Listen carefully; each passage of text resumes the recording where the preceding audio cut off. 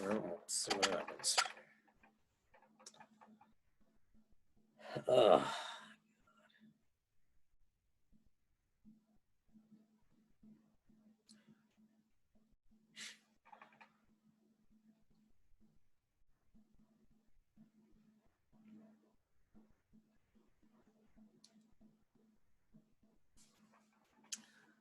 While I'm waiting, is there anything in here I can read?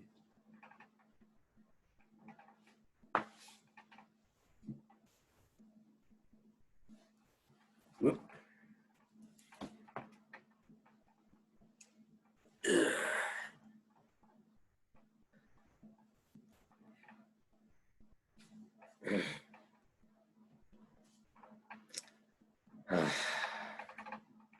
Hi, Sam.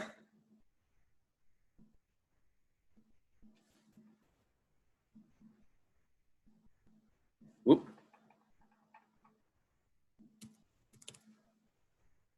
You in there? Can you hear me?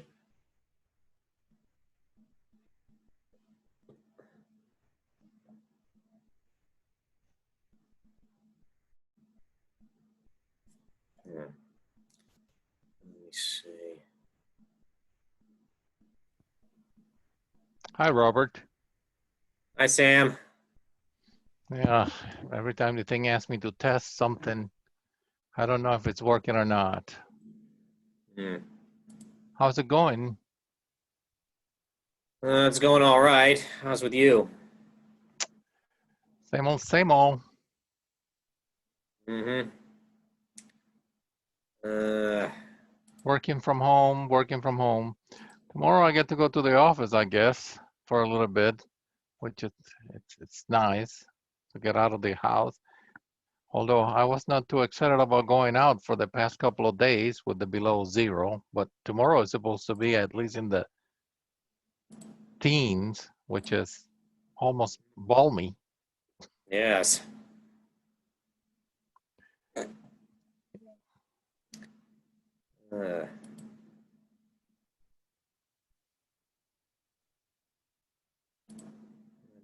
That. Man, that is. It's odd.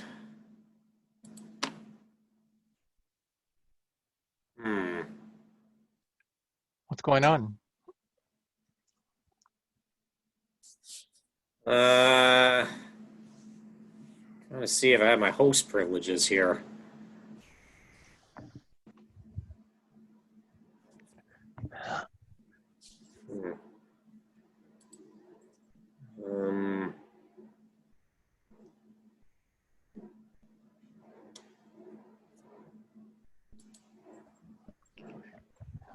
Wait a minute. Let's see. Stop my video and audio displays off screen. Meeting. Wow, that's Video. bright. Audio.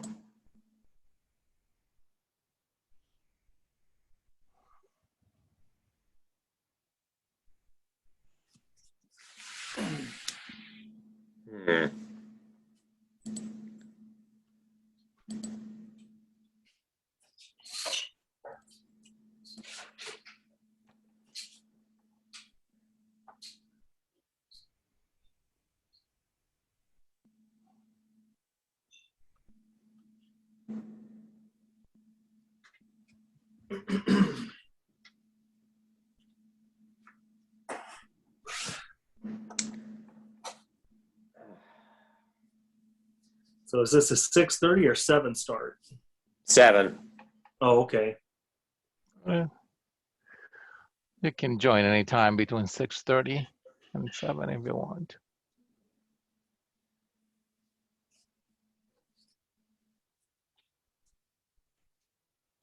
But the agenda doesn't start until 7.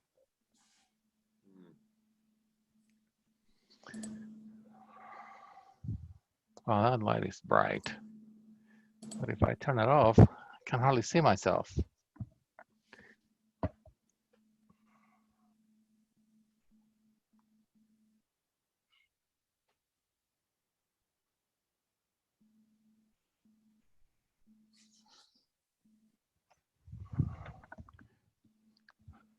Ooh, You're way out of focus. Yes. yeah. Well, I don't know why the camera did that. It's because it's too bright, probably. Now it's out of focus, isn't it? What a pain. I was looking for the settings.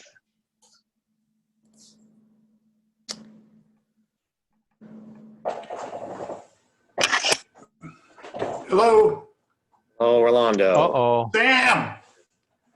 Rolando. ¿Qué pasa? I put my hat on.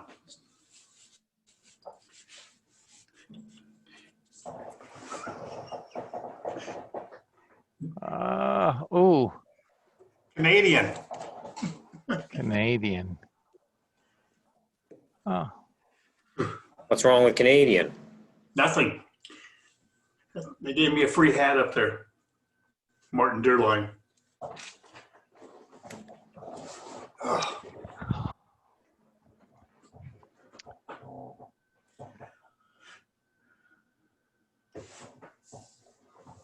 I have to turn that off. It's too bright. I can still see you. Yeah.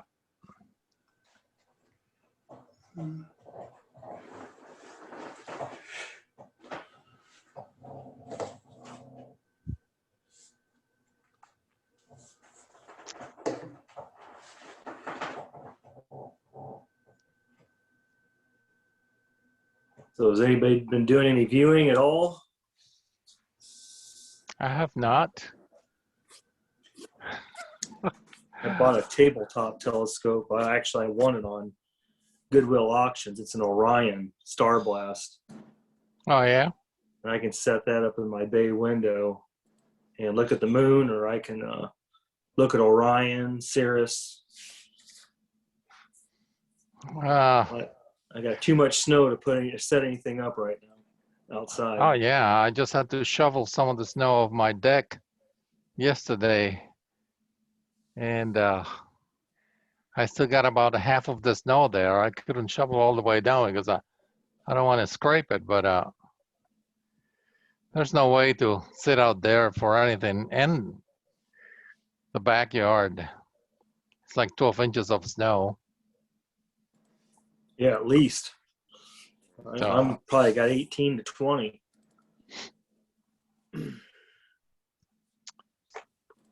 And then from inside the house is a pain because all that you can see is the double images from the window pane. Do you have a Newtonian? No, it doesn't matter what I have. I've tried, The Newtonian won't do that. really? It doesn't No. look at the, it You don't doesn't get see double the, images. It's only if you have a front lens that reacts with the glass. Mm. That's why that little Star Blast I got was a Newtonian, and I don't get any double images at all with it. Yeah, I do have a Newtonian, but it's just too, it's a 6-inch one. It's too big to set it up in my living room anyway. Yeah. Yeah, you need something small if you're going to do that. Yeah. binoculars work pretty good. Yes.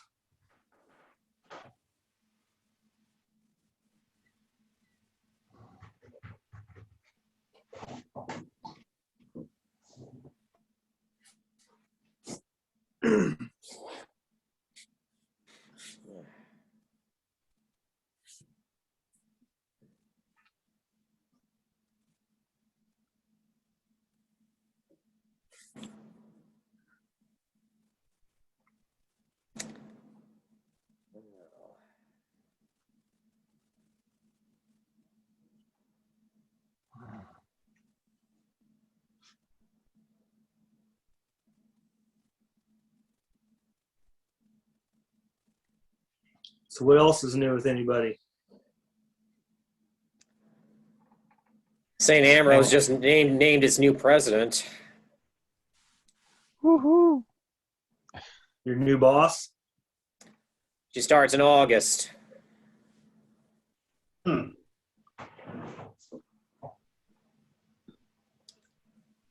Why didn't you apply for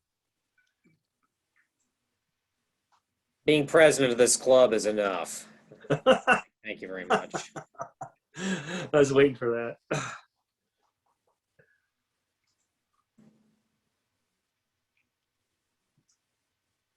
Now, did you guys do any viewing during the summer at all out there at the site? Yes.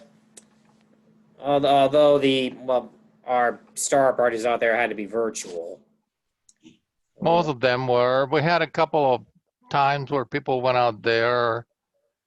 We had a very minimal star party with a few people, but was nothing too big. And then one night was pretty good, but the rest of the time it was pretty. The other nights was too humid and it was really hard to see anything. So it was more to test the internet and the other tech we got out there now. You got Wi-Fi out there now? Yes.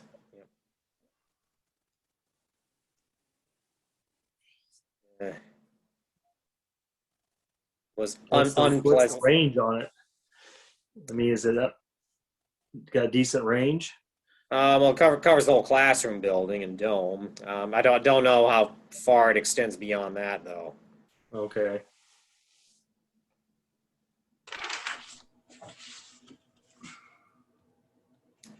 We're talking about maybe getting a couple of boosters for other parts of the grounds there to try to increase the range.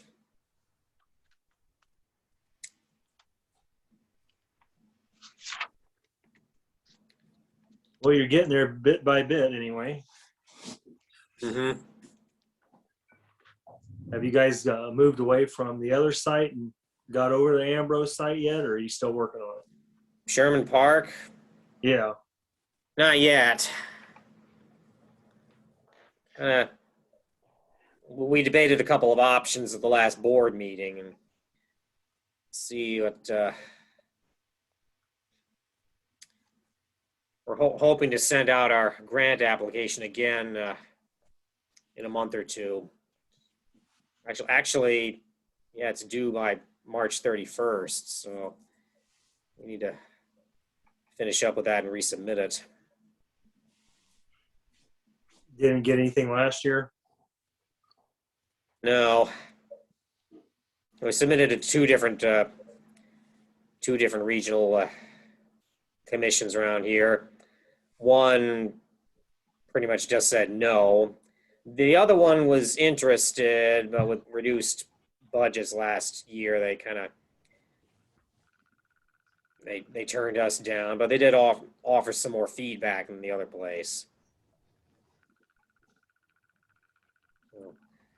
What kind of a grant? I mean, it's not a grant you have to pay back or anything like that? No. Okay.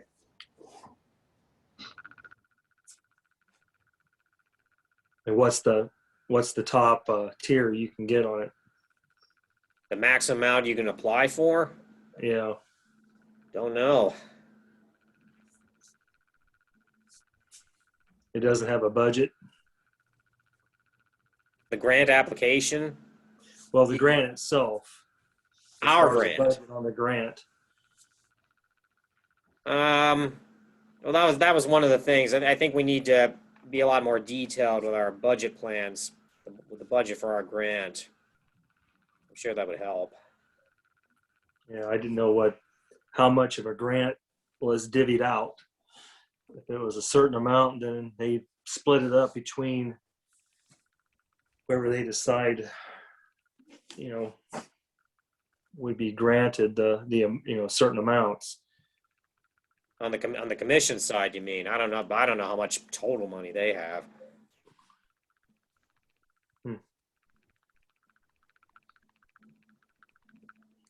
Hi, Alan. Start buying lottery tickets. Good evening. Hi, Al. hello. How you doing?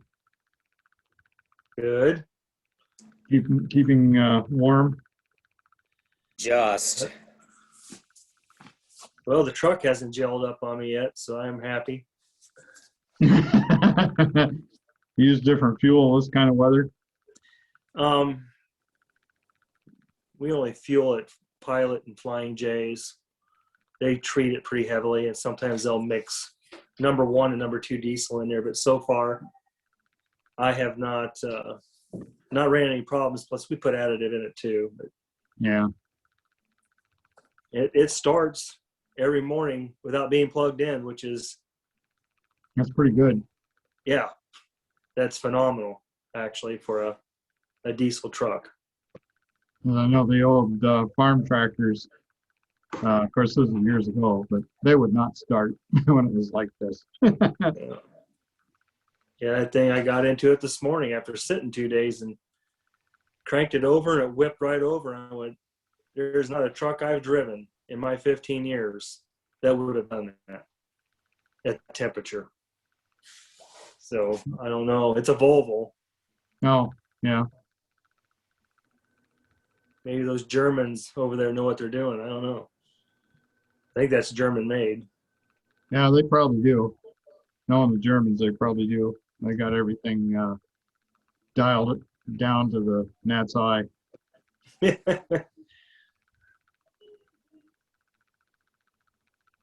Cool. So what you've been up to?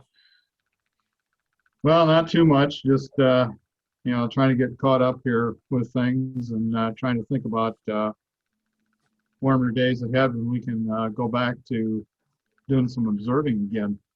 Gosh, it's been a while.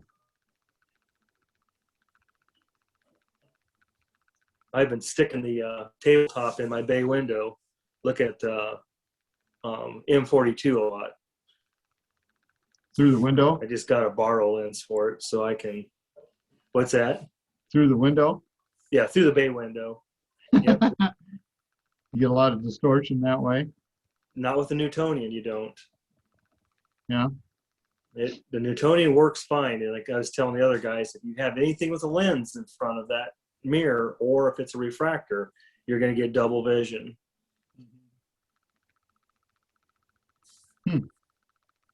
But yeah, the Newtonian, the moon, I was looking at the moon with it too, and it's just crisp as it can be. That's an Size Orion. Newtonian is it, what, 4 inches? 4.5. I won it on Goodwill auctions. It was still in the unopened in the box.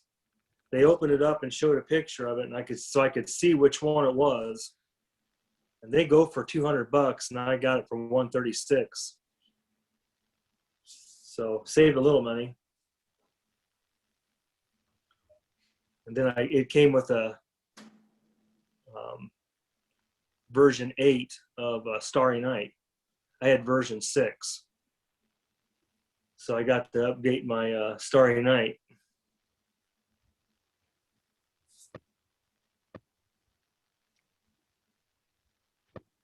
Yeah, but that's what we call it, the special edition. No, Yes. the one that they give away with their telescopes. That's it. Yeah, I don't know what all the features they leave out that they call it a special edition, because I mean, I think I got one of those with something that I bought from Orion, and I never installed it, so I don't know what the differences are. I got version 8 full blown edition, but I haven't used it much. I think the full version, you can control the telescope with it if you want. Right, and the special edition doesn't have control.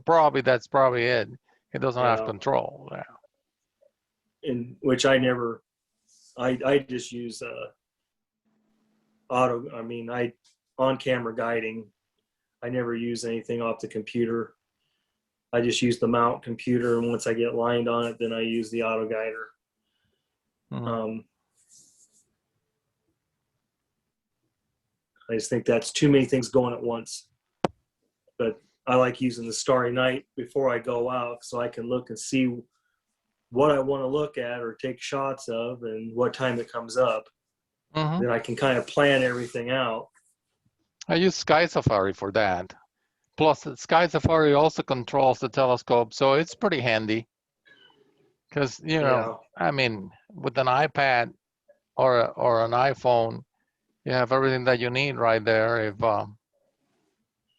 If you're doing visual, right? If you're doing imaging, yeah, that it's good to find what you want to point at, but it's probably not good enough to control your telescope. But anyway, but it's handy to have. I like my Sky Safari more than anything else.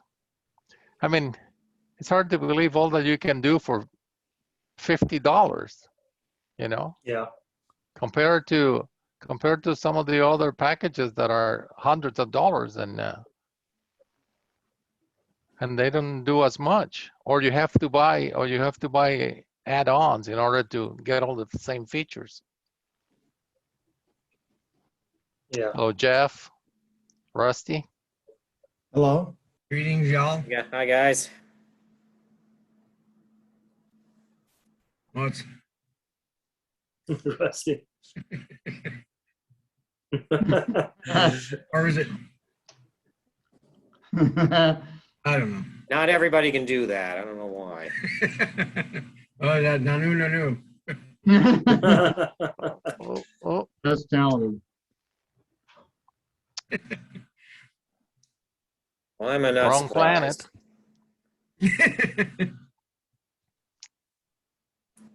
planet. Yeah, still early.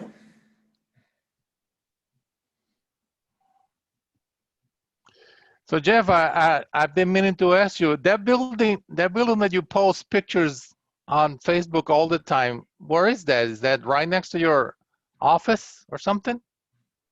Oh, yeah. Yeah, it's right next to the Mid-American Energy Building. They're building it used to be a real beautiful green space. And so it's a commercial on the first level and then apartments above it. Oh, okay.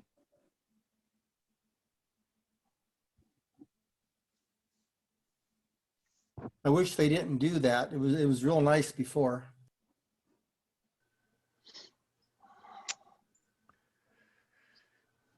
Hey, what's your background there, Jeff? Mid-American? What you're showing there now? That's Your background on your image. yeah. Oh, I did a presentation for the Coin Club, I don't know, last year or the year before. And I set up all the telescopes inside and talked to them why there are different kinds. I did kind of a 101. So Where was the meeting? that was at Lutheran Cavalry Church in Moline. That explains the cross. Yeah, it was up. Never mind. I won't say that. It's Yeah, is that the astrophysics in the Yeah. background there? Yeah. Man, it barely fit in there, almost hitting the ceiling there. Yeah, and it's not extended. I mean, that's just what it is.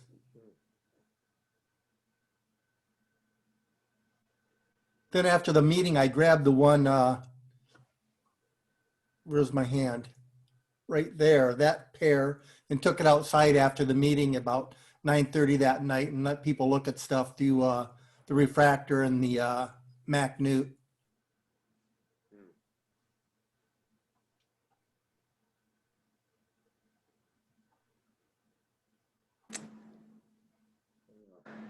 Other presentations I did there, the one before this that I did there was about numismatics on ancient coins. So I was showing eclipses and occultations and all kinds of different stuff on there. The Pleiades is on some of them. A lot of the planets are on some of them. So I talked to about that at one meeting and then tied it into this later.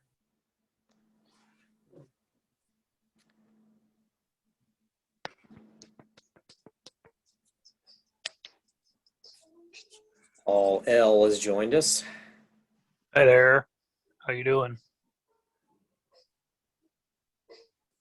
What happened? Much of the world has been in and out of lockdown for almost 6 years, and many of us have discovered I'll be right back. Hey, Sam, if you're still game on that little Alt-Az mount, let me know when you make your way inside there. I'll meet up with you sometime to grab it. It's not an Alt-Az, it's an Yeah, I'm sorry. equatorial. Little EQ, yeah, exactly right. Thank you. Yeah, I actually, before we got the big, no, I went in the,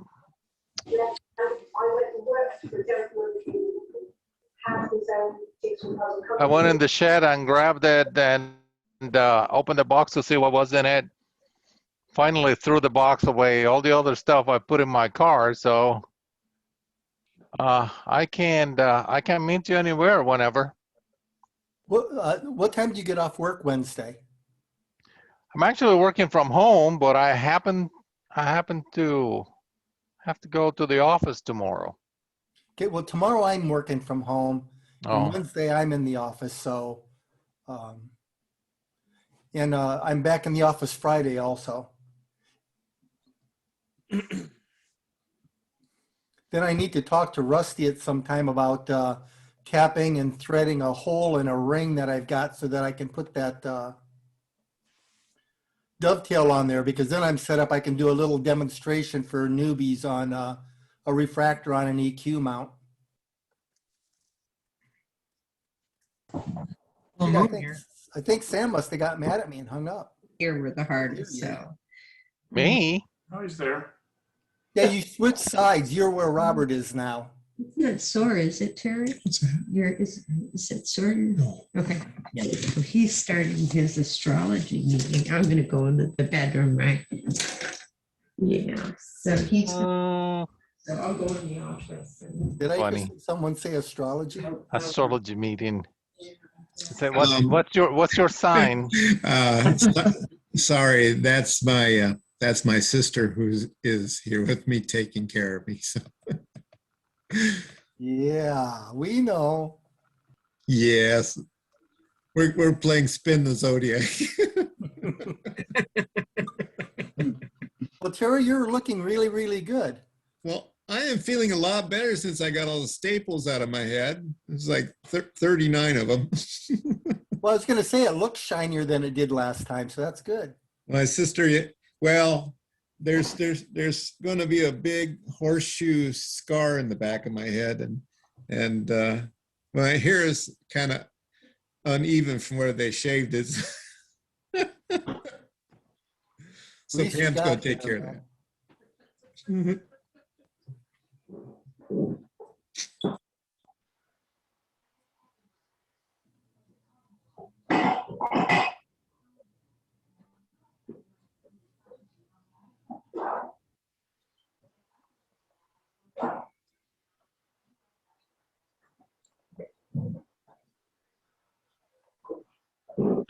So Sam, maybe if the weather's not horrible Wednesday afternoon, I can drive by your place. Let me see what I say. Yeah, I've actually got. Let's see, what do I got Wednesday? Yeah, Wednesday afternoon, Jeff. I'm having a birthday party for my sister. She Yeah, don't. I met Sam. Oh, okay. But since you said birthday party, is there cake? There is. What time is that then? I had to plan this behind her back, so she don't know what's happening. Well, then she won't be surprised if we show up. Well, yeah, because probably I will not be able to eat much of the cake according to my new diet. I'll be your proxy. This is my favorite cake too, is angel food with strawberries. You can eat strawberries. Well, yeah, as long as I don't think she gelled them. I think they're just fresh. So yeah, as long as there's no syrup or something. I mean, Pam's kind of wicked on this diet. You know what I had for breakfast this morning? It was Special K with strawberries, but because my blood sugar was low, she let me have several pieces of sliced turkey and cheese. But I'll tell you, I really would love a candy bar, right?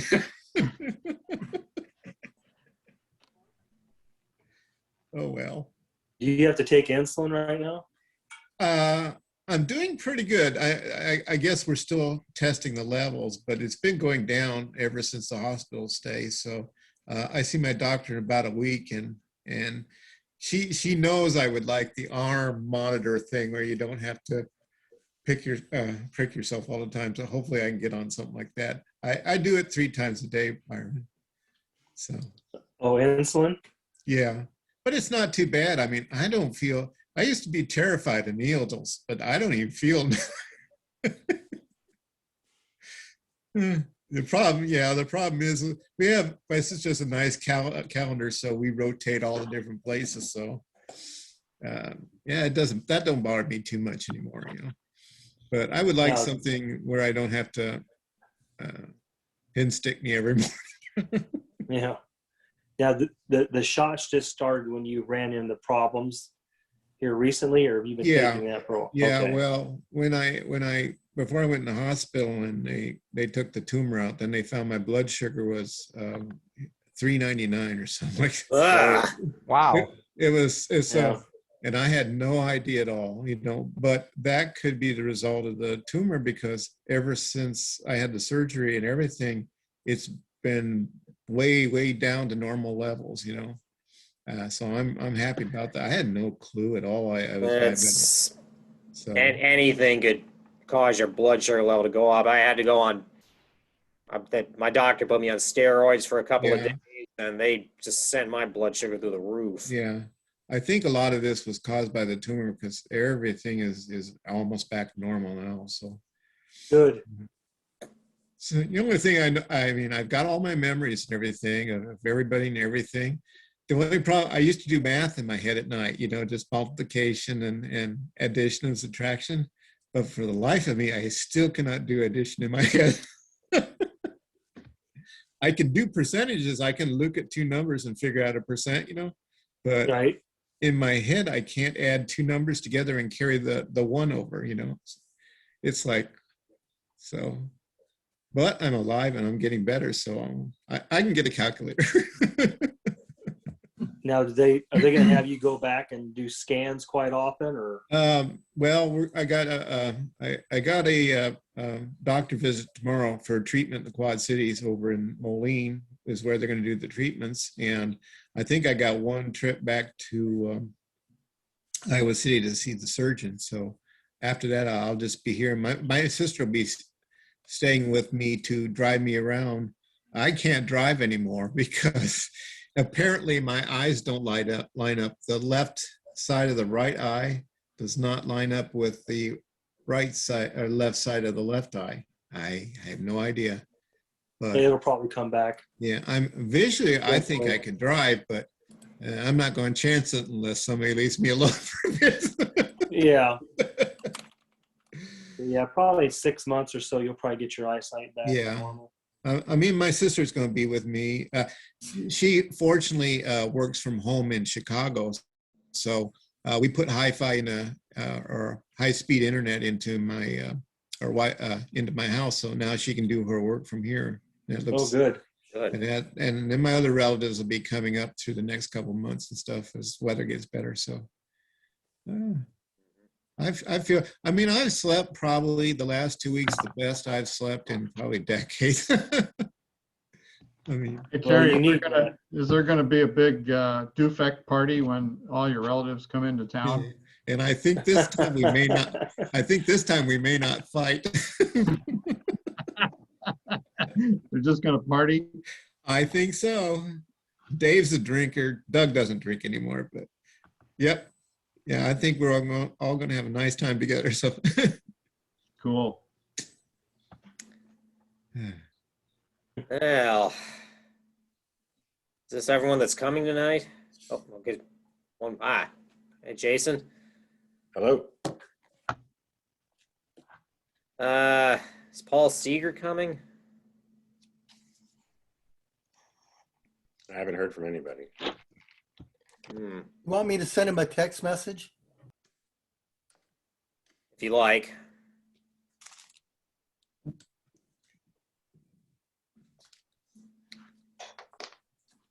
So yes.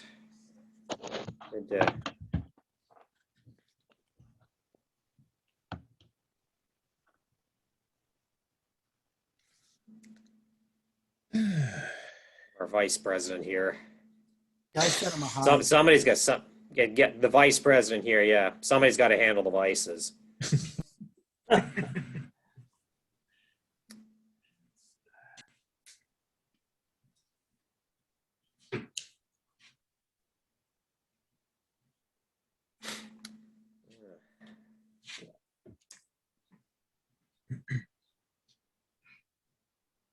Nobody here is superstitious, right? As far as, There are 13 people attending right now. oh no. I love black cats. Haven't you ever seen I that movie, love- The 13th Warrior? No, I didn't. That's a good movie. I saw that. It is a good movie. It's not always a bad number. Baker's dozen. Do bakers really do that? If they like you. I don't think they give 13 to everybody. I think it's more of a old thing that used to happen when there used to be the neighborhood bakery and used to go and buy stuff all the time. They used to put an extra donut or something on your bag. Yeah, I don't think that happens anymore. there was a donut shop by the fairgrounds here in Davenport that whenever you went in and if you bought just a dozen donuts, they'd always give you 13. I know that place. It's, yeah, I know where it's at. Now it's a carpet shop. Yeah. What do they do? Give you 13 nails if you buy just a dozen? Bobby Staples.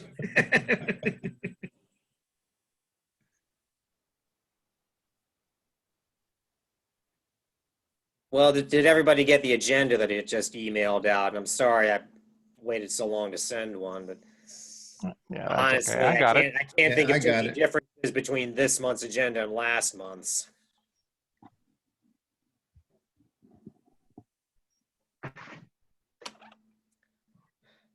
I'm not even sure who's doing the presentation tonight. I think I thought it was Jason. Jason, you're still doing that? Okay, Yep. very good. Ah. Well, if we're still waiting, I got my COVID shot this morning. Is that the first one, Jeff? Yeah. And I was a little bit nervous about it because the girl that gave me the shot came in with another girl. And the second girl had to show her exactly where to put the needle. I'm serious. So That's she scary. was rubbing my arm with alcohol, and the lady pushed her arm up. She said there, and she got ready, and then she says, no, you got to go up a little bit. And so I'm thinking, oh my gosh. And then she says, okay, you're done. I didn't even know she did it. So, Where'd you go for that? well, I ended up at Walgreens on Eastern and Kimberly. And you kind of log in whenever you can, wherever you can. I was signed into like QCAS and Walgreens, and the doctor is supposed to call me if when they're ready, and so I just grabbed the first thing I could get. So, but they had it timed really well. That the parking lot was absolutely clear. I mean, there was only like 2 other cars there, and when I was there were only 4 of us waiting for the shot, and every time one of us left, somebody was pulling up in the drive. So it was really organized. I was worried about having like 80 Nice. people all crowded in the store, but it wasn't like that at all. It's that good when our turns come. Rolando, you were holding up something. You get yours? Yes, I did. I'll get my second one on March 2nd. Nice. I think I get mine somewhere before the treatment start in about 3 weeks. So somewhere in there.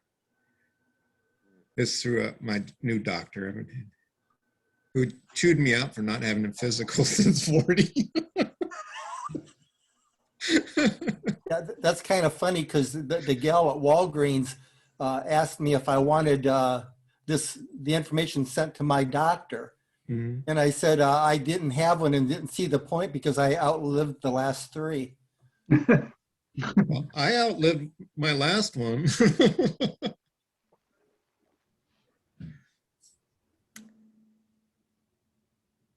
I'm not quite there yet. In fact, last year I outlived the guy that delivered me in 57. Wow.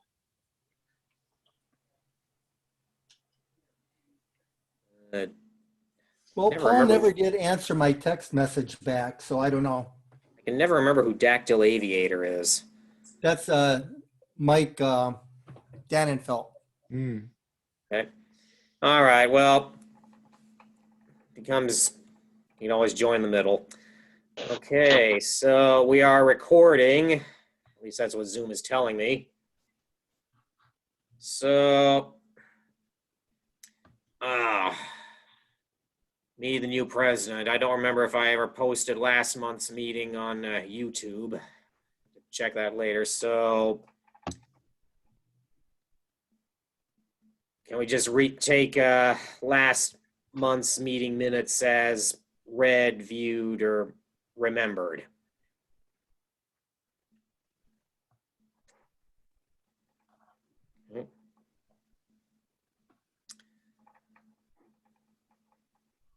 Yeah, I've been thinking maybe we ought to have somebody start taking down minutes again, because recording the meetings, it's not exactly the most efficient means of keeping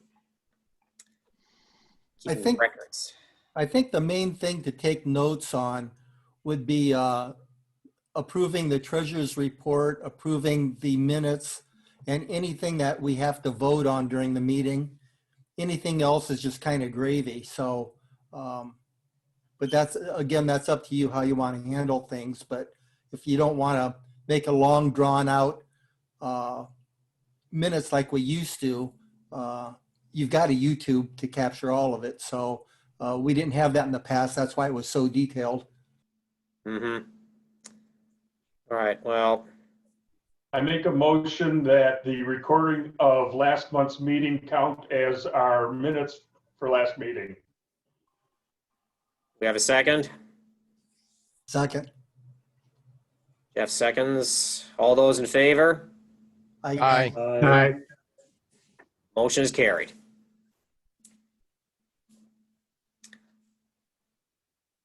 And the board meeting earlier this month, I can't remember much new happening with it.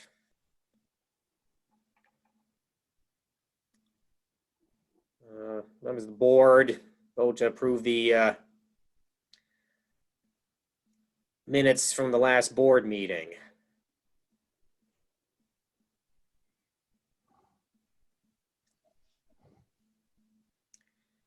There is one thing about that. I think I sent this email out to the board. I've looked into the Zoom account. There appears to be a limit of 1 gigabyte of cloud space for recording the meetings. And the last board meeting clocked in about 2 hours, and that was much more than 1 gigabyte. Right now, they're saving to my local laptop instead. So for the regular meetings, that's not a problem because I can just upload straight from my laptop into YouTube.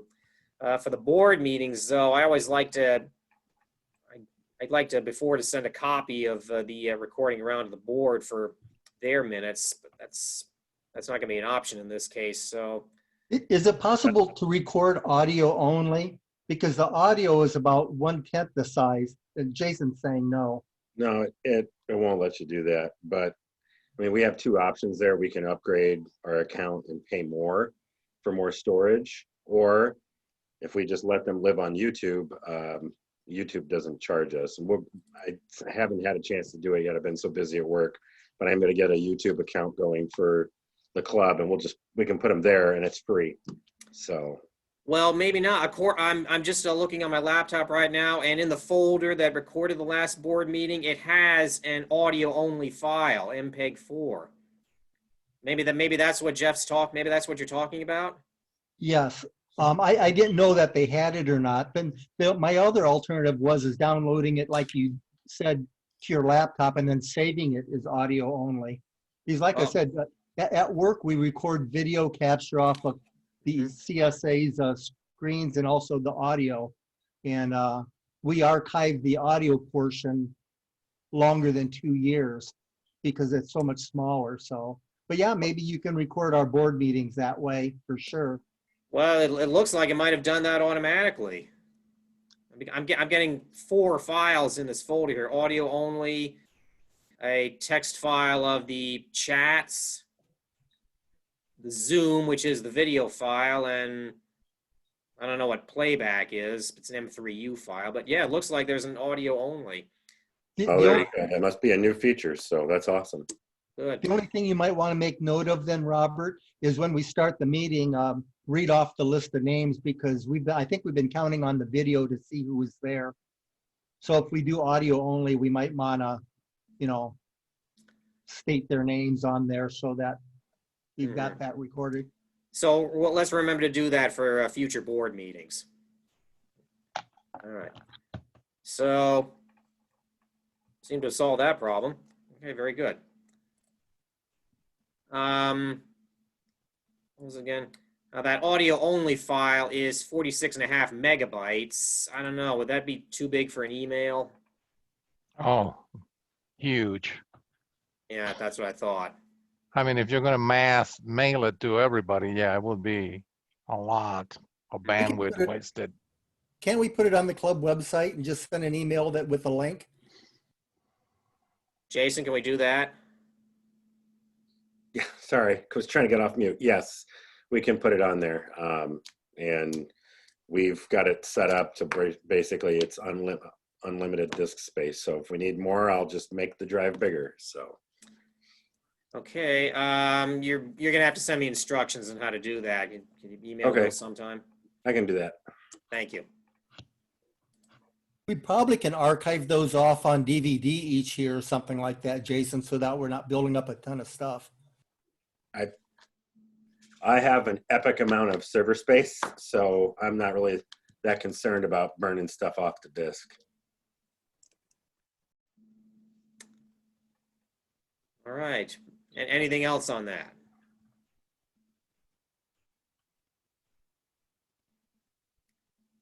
All right, let's see. Past events. The February 13th Jens went public night. That was canceled. Wouldn't have been able to see anything anyway. Upcoming events. March 13th, the Messier Marathon. We still go for that? I would like to, again, pending weather. Agreed. Yes, temperatures will be a factor, and weather. So, and again, don't need any special planning for that. So, I just thought, would that basically be our public event for that month, or do we have another one scheduled? Let me find that. We should have another one scheduled because I've got that one as like a member event because we generally don't invite the public to that. Let me just bring up the calendar here.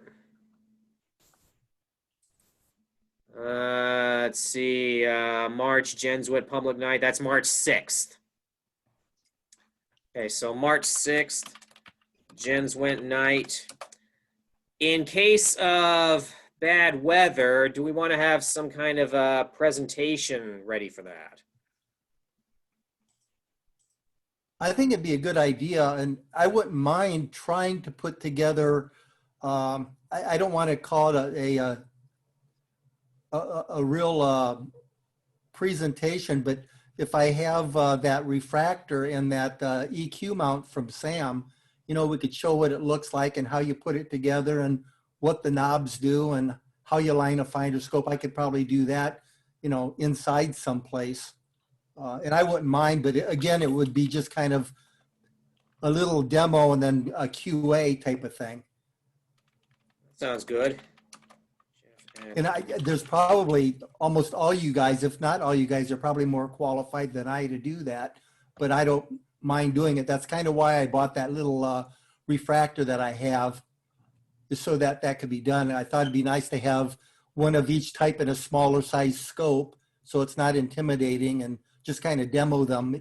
So, but if somebody else wants to do that, I think that'd be a superb presentation.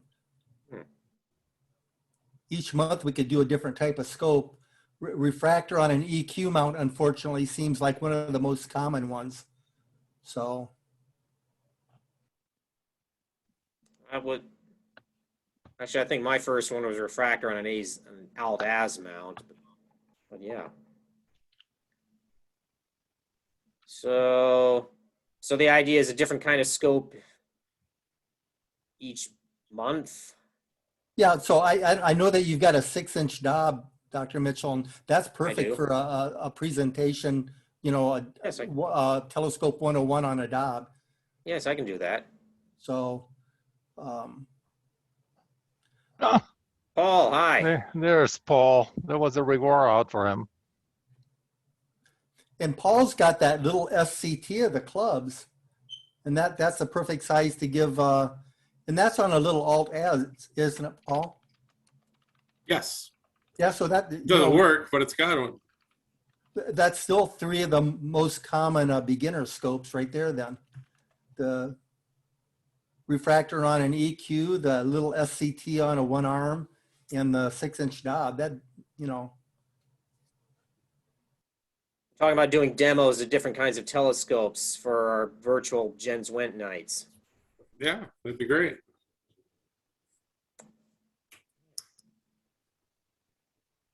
Okay, we can start with Jeff's, and then we'll ask around, see who can do it subsequent months. Yep. Okay. So, and again, that's March 6th. And March 13th is the Messier Marathon. And looks like PAC is having a public night on March 20th at Niabi. Again, weather pending, I assume. Yeah, that's right. That's tentative right now. And I'd say there's probably a good chance we may not do it. But that's the first scheduled event, you know, for public outreach. So we'll see what happens. And we also have a PAC meeting on March 8th. So that'll be a smorgasbord meeting, but we'll do that. And I think for your information, we're going to try and do that in person at the Butterworth Center. But we're going to have a Zoom meeting also. I think we can do both. We're going to try that. So hopefully we'll just have a small group at the in-person meeting, and the rest of it will be done using Zoom. you know, Alan, for your Niabi meeting, if you don't have it open for the public, I think it'd be a cool idea to make that a Zoom meeting. And you could have a little map how you get to Niabi Zoo. You could show some of the pictures of the gear that you use up there, some of the crowd. I think it'd be interesting for people just to understand really what you're doing out there and how to get there. Yeah, that'd be interesting. And if they're, of course, it depends on if they have Wi-Fi there. We could actually have a live meeting. Well, I guess I was thinking that if the weather was horrid, Oh, yeah. just canceling it, you know. Yeah, yeah. We'll have to see how that goes. March 20th. Usually it's a crapshoot in March anyway, but yeah, yeah. Yes. The last 3 Messier marathons have been canceled because completely clouded over. So yeah. All right, see what else we got here. That takes care of everything in March. The next big event for QCAS is Astronomy Day, May 15th, which it's usually at Bettendorf High School. Are we hoping that'll be the case this year, or is COVID probably going to force it to be virtual on that too? yeah, that's going to be a strange one because Bettendorf High School venue is really key for our astronomy day, because with the planetarium there, we pretty much can have it regardless. You know what? I did not send an email to Chris on that, or if I did, I forgot about it, and it's been a long time. I'll ask him if he can pencil us in there on that day and have the planetarium open. Again, pending, COVID and pending, weather and all that. If it's completely rainy, it's not worth doing. But even overcast isn't half bad, because, people can come and stand outside and look at telescopes and talk about it and go and see the presentation. So I'll start an email to him now so I remember to do it. And could you have Chris double check, make sure that nothing else has been scheduled for that day? Remember what happened that one year. You mean you don't want all the dance teams there? Unless they're going to do the dance of the 7 planets. Cool. Where's the 9 planets? There's no 9 planets. No, there's at least 12. But was there when the dance was written? If there is a dance, I don't know. Anyway, yeah. And what day was that again, so I don't have to look it up? It's May 15th. Speaking of dates, the calendar on our website hasn't been updated for this year. So I've been looking, and it's completely empty for every month. Is there something that we could update?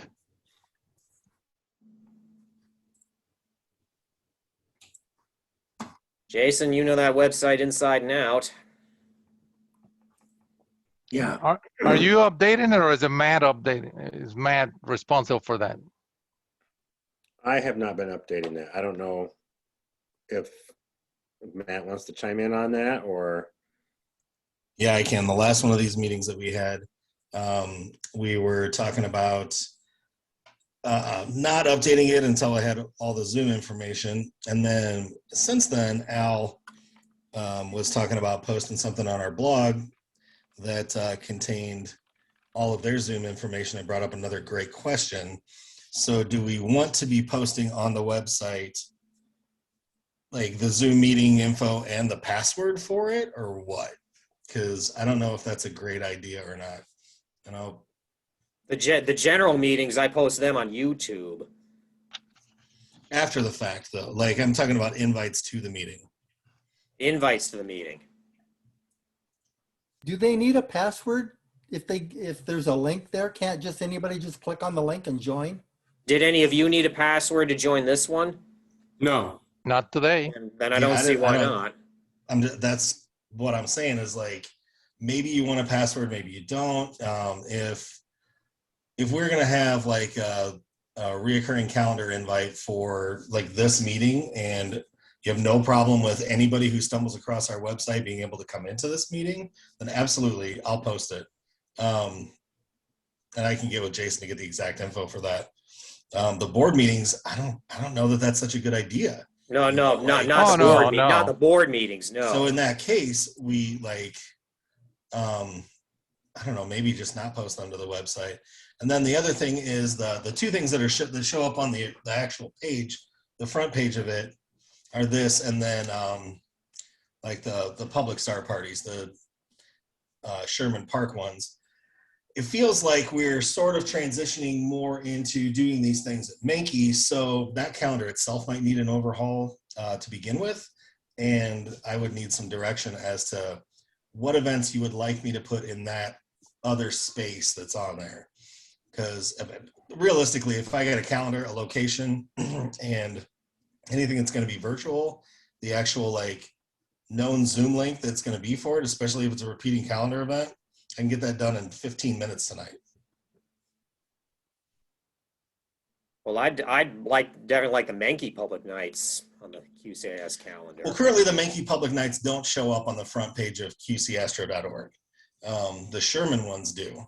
So, like I said, it sounds like we're kind of, last I talked to Paul at least, and I don't know the exact details of this, but it sounded like we were starting to like move that stuff over to Mankey. So I don't know. I have a lot of questions as to updating the calendar and how everyone else would like it to appear, as far as what we're projecting to the public via the website. Should we discuss it at the next board meeting? Well, it sounds like people want the calendar up. So, like, I'm not asking for the invitations to be on the calendar, but at least the dates, because it's completely empty right now. So if I want to look and see when the next meeting is, I don't fair know. enough.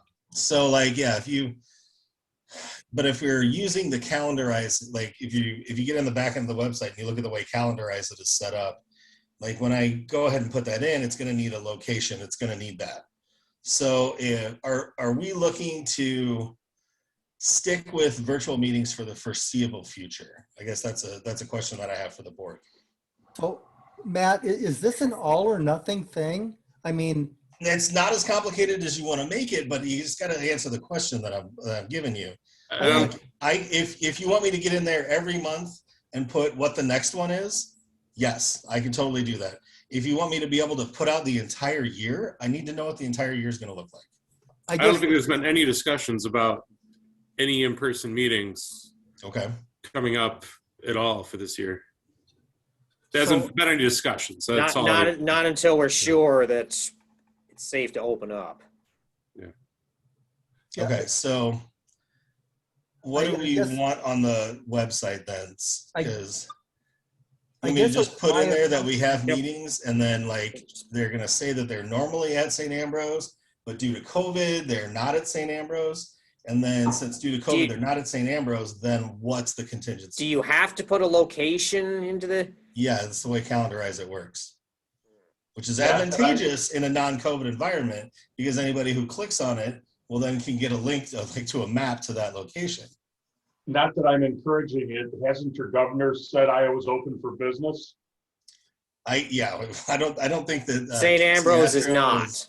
Yeah, QC Astronomy, Quad Cities Astronomical Society, I don't think is following Kim Reynolds. How bad would it be to be 1 month in advance? So for instance, right now we would have February and March up. Yeah, it wouldn't be bad. Just tell me what to post, guys. Yeah, That's what I'm saying. Yeah, exactly. And as far as links and stuff, I would think that our club meetings and any public event we have could have a link to the meeting and to everything. But the astronomer events like the meteor shower party, the Messier Marathon and Eastern Iowa Star Party, they wouldn't have any links because we would be sending information out to members and to affiliate clubs anyway. Right, and as it is right now, it's not like any Joe Blow can get in and look at the board meeting calendar. It's nobody. The only things that actually show up on the. I wish Jason's busy right now, but the way that it was set up prior, and I think it's still set up, is that if it's not within the Sherman Park calendar or the QC or the meeting calendar, the general membership meeting calendar, that they're not visible to the public. So I don't think any of that would change. What I'm asking is, like, the website is about projecting to the public what we want the public to be able to see. So if we want things on the calendar, then I need to know what we want them to look like, and I can put them out there. Okay. I think it would be safe to say through June, and obviously you can update it as need be, but I don't see any reason why we couldn't specify it's going to be remote. Yeah, and that's cool. And maybe like Robert was saying, like this invite, this is the first one of these I think we've had on Zoom. This invite, if it's a recurring calendar event and it's going to have the same Zoom meeting ID all the time, I can add that to it as well. If it's going to be a one-off event that you guys are creating every time, then either you got to get a hold of me and then make sure that I put it up there every time, or you guys need to know how to put it up there, I guess. Yeah. That means I'd have to figure out how to create a recurring meeting out of this. For every third Monday, yes. Every recurring meeting out of, it shouldn't be impossible if it's every third. Oh, and we also had talked about, and I thought we actually approved it, was maintaining the virtual one, even going forward, in hopes that people that could not attend the physical meeting when we started having them again, they could Yes. join. Yes. So, you know, we could just set up an indefinite link. I don't think that they let you do that, but I think they let you do 1 year in advance. All right, then yeah. And then, let's- then start adding when we start meeting in person, just say at the location, St. Andrews or wherever, you know. Yeah, I'm down with all of that. I just want to point out to you guys, like, I'm not taking any artistic license anymore with the website. Like, if you would like the website to look like something, just tell me what you want it to do, and then I'll tell you what I need to make it happen. And then once you provide me that, it's going to happen. When's the next board meeting, Robert? Next board meeting,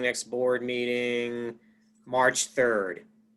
Is that too late to wait for the calendars?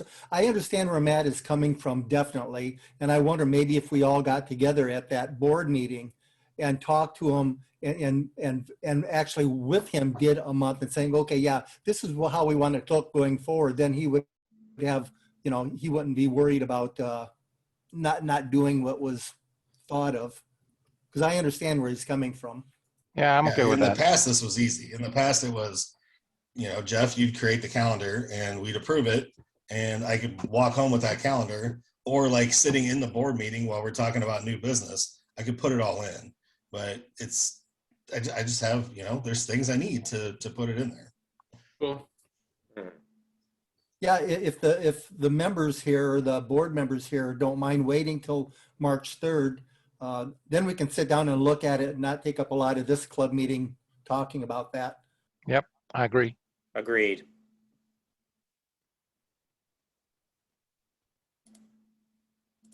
Okay.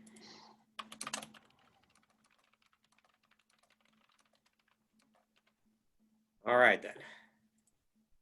That's the plan. Let's see.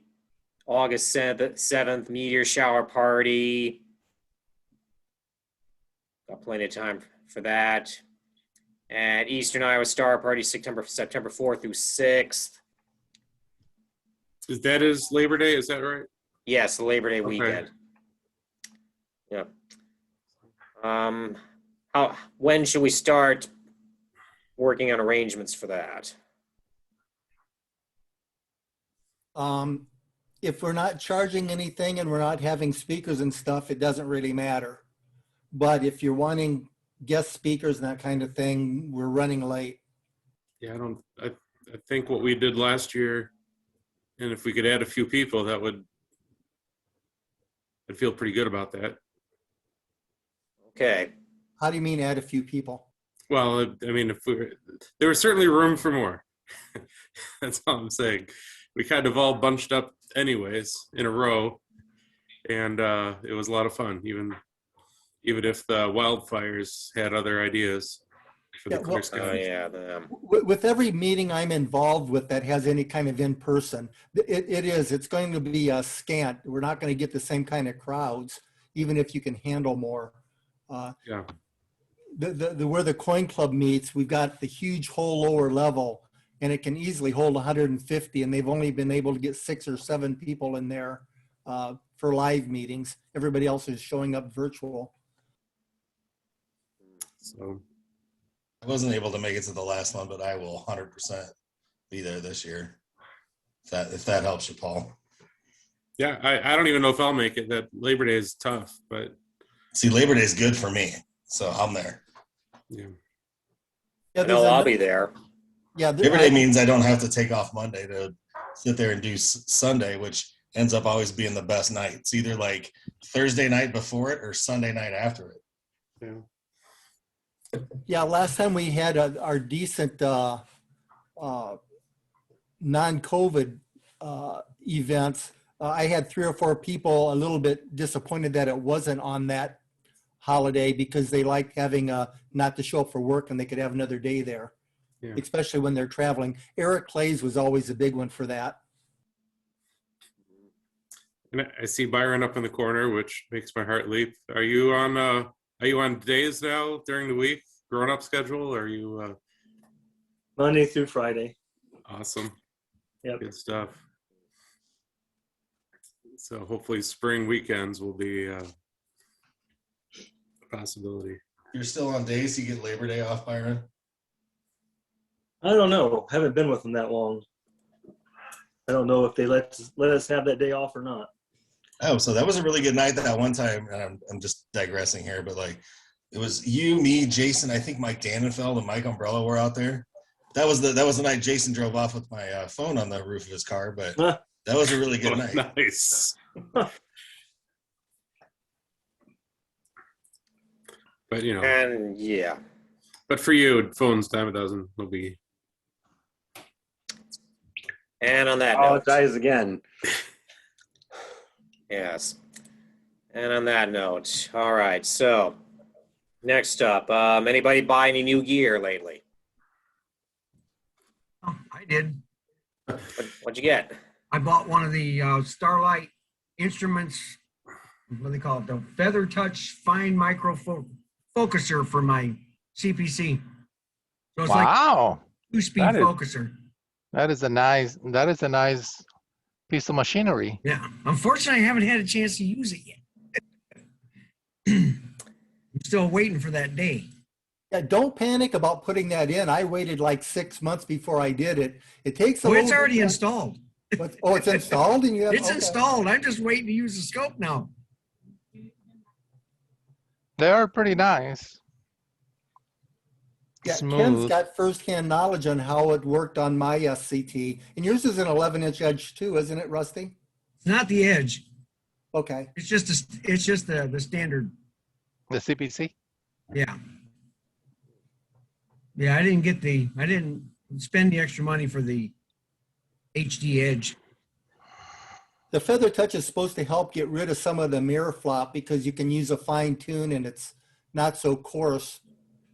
Yeah, the fine one is 10-to-1, so it turns 10 times to the one of the main one. So we'll see how it works. Anybody else? Anyone? Yeah. Anyone else? Byron's picked up a new scope since his last club meeting. Oh, my Skywatcher. Did you get that plane wave? Somebody got something serious with how bad the weather's been, so I keep waiting to hear about somebody's Hubble telescope or something. Well, Rusty and Byron are both on here, so I'll show you what I Frankensteined with their equipment here. This is that's the 8-inch, which requires this big fat counterweight on it with a Crayford focuser on the back. That's why, Jeff, we got to find that collimator so I can lock this sucker in. And of course, I have to put my gigantic finder scope on it because why not? Nice. So yeah, this will be my Galaxy tool once it starts to clear up. That's beautiful. The entire purpose of this project is shooting galaxies, and I think it's going to work out really well. And it will do it. No, Yes. that's awesome. Hey, Matt, can you shoot me an email? Because maybe I can drop off that collimator to you Wednesday after work. Yeah, and I'm still sitting on your Planet cams. I can get those back to you. Yeah, well, maybe we can do it then. Paul's got my 80 millimeter too, but yeah, shoot me a reminder email because I've got that in the house here someplace. Yeah, And last I can talked to you, you were trying to find it. I know. I didn't remember it was here at the studio, and I'm sure it's here. Yeah, I'd like to lock the mirror into position and then just use the other focuser. It's cool. Anyone else? Yeah, because Byron collimated the 8-inch, the club's 8-inch, not too long ago. Byron collimated almost all the clubs and part of PAX. Except the 16-inch. Speaking of which, we're auctioning off the 16-inch tonight. So we're starting at, we'll pay you $5. Dr. Mitchell needs to find out what kind of pizza that he likes so he can collimate the 14-inch out at Mankey. Byron, that is. Oh, the edge needs collimated? Don't know when's the last time it was. Probably It never. shouldn't need it. I don't think it's never been collimated though. Yeah. Probably not. No, it hasn't. And Has it taken any big hits? Oh no, it was used, wasn't it? it'd be nice to, it's I know never one taken a hit it hit. took. You know, But- it but just again- occurred to me that temperature extremes has been subjected to the last couple of years might have shifted a few things in it. Doc, was that used when you got it? It was, wasn't it? No. The 14-inch, brand new? no. It was an open box though, which does that mean that somebody bought it and then decided it wasn't going to work and they sent it back? Unofficially, no. They said it was open box so we could get a discount. Oh, Works for me. I spent a lot of money with them just before that. I mean, a lot of money. And I told them that, if I couldn't get some kind of a discount, we're going elsewhere. So they said, well, we don't do this because we don't have any of those in open boxes, but we'll sell to you as an open box. nice. But at any rate, yeah, that was new, but you never know what happens in shipping. The box looked clean and everything, but that doesn't mean it didn't take a jar.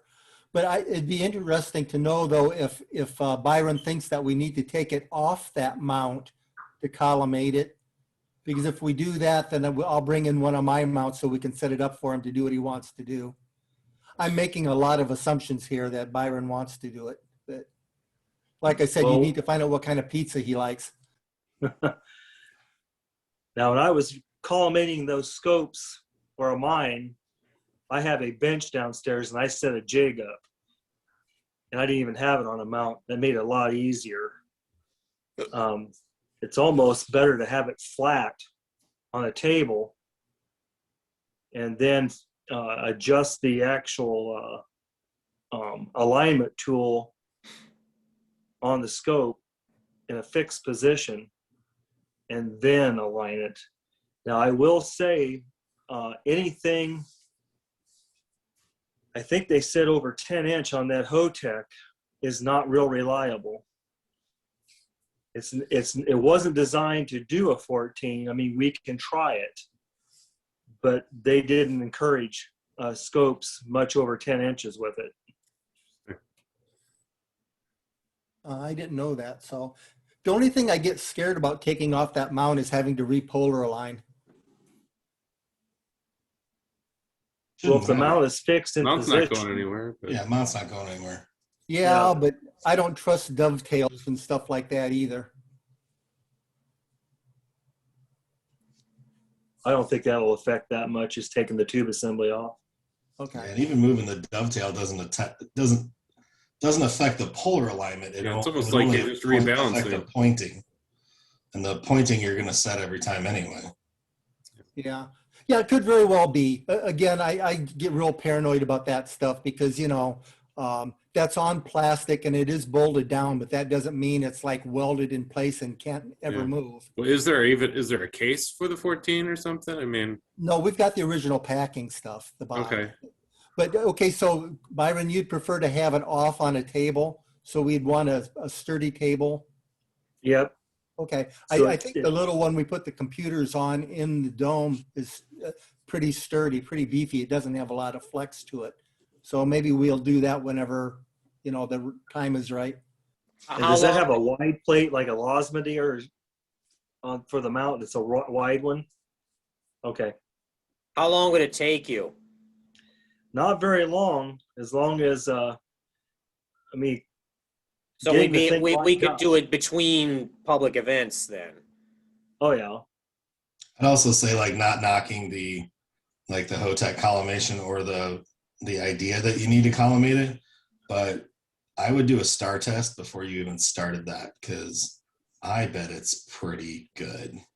Yeah, that's what I was going to suggest too. I mean, have we ever tried to center an object, a star, and take it in and out of focus to see if it isn't off, if it's off center, use a crosshair eyepiece, center it, and then put a regular eyepiece in there. And you kind of go up magnifications and then check your rings and the center point of the mirror. If it's not off, I certainly wouldn't mess with it.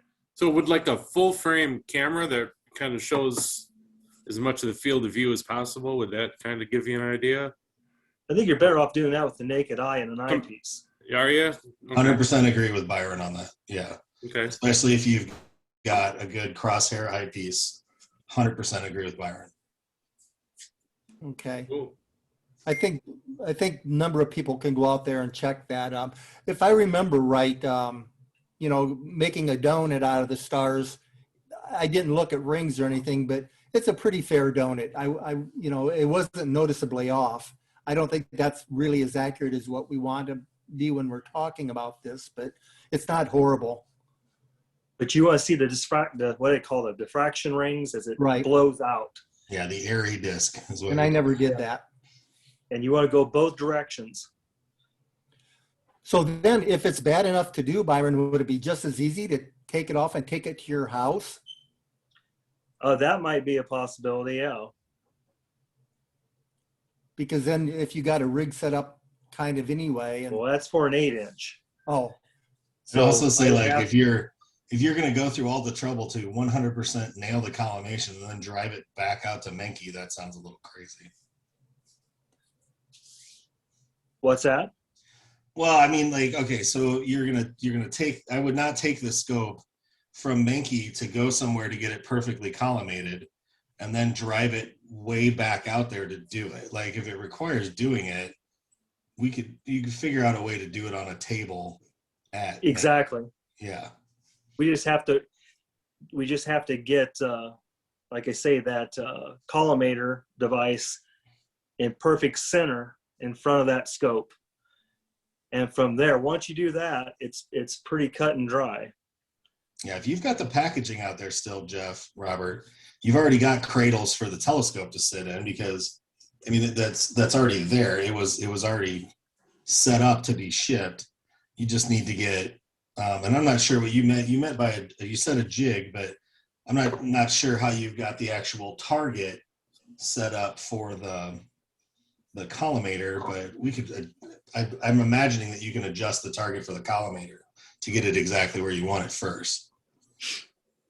Well, you just position the scope, and then you get that screen that you put in front for the HOTEC, and then that's got to be raised in position, perfect position in front of that scope, and then I mean, so that's 90% of the battle. Yeah, I would say if you guys get to that point where you're doing that, I would love to be involved because I mean I can imagine in my head how this works, but I've never actually got a chance to try it. So would it work to set it on the dovetail on a table? I think the dovetail has bolts coming out of the bottom of it. As long as it's flat. It's flat, yeah. As long as those tables out there are pretty rickety, but we could definitely rig up something perfectly flat. I mean, I got sawhorses and 3/4 inch handy panels of birch plywood. We can get perfectly flat. That's that not little 3.5 foot table inside the dome is not bad at all for flatness. The ones inside, the big ones that are in the classroom now are not good at all, but the little one we use out there is not bad. Yeah, I guess I was thinking of the classroom tables. Yeah. If the little 3-inch table in there or the 3-foot table can bear the weight of that monster on it, then that would probably be good too. And probably the best thing would be is to put that on the table, and then off the edge of the table have a stand with that HOTEC on it. That would probably be the easiest way of doing it, because when I had it here, I had the wood blocks cut just precisely where I needed it. I could take my adapter off the C-gem and I could screw it down to that wood, and that was my Vixen mount to put the scope on it, tighten it down, and then I had a hole drilled in the bench where I could put the jig for the HOTEC. You know, once I had those all in place, I had a perfect alignment and I could just go to town with it. That screen, I was calling it a target, but I think you referred to it as screen. I think we're saying the same thing. Is there a 1/4-20 adapter on that? Could that just go on a camera tripod? Yes. Yeah, I think this is easily doable if the scope needs it. And but you want that other piece there too. If you use the knobs. It's an adjustment tool, and that can thread onto a stand, and then you attach the target or the screen to that.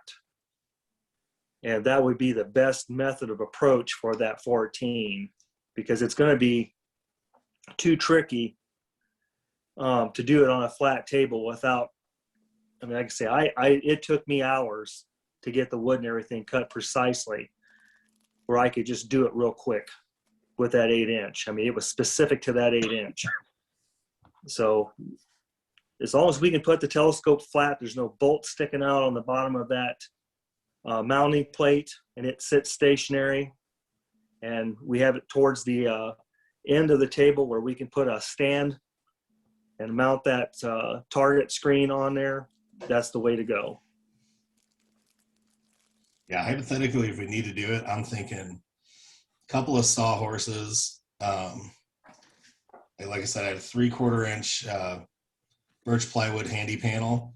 We could put a couple of screw down some shims to make sure they're perfectly flat, and then lay that dovetail on it so there'd be room for bolts to sit underneath those shims. But once again, like, yeah, let's not do any of this unless it needs it. Right.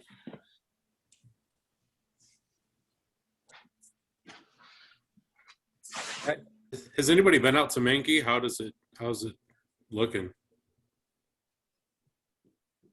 I haven't been. I just wonder if we could even get to that building right now.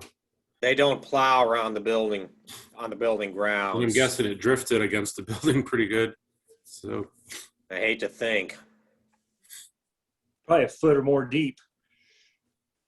Which means that come spring, that place is going to be swimming in mud. Yep. It's probably, yeah, like 8 inches, Not so much and then like 2 inches of ice, and then a roads foot of aren't snow. Yeah. that'll start melting next weekend. A little. All right. Any gear for sale? 16-inch.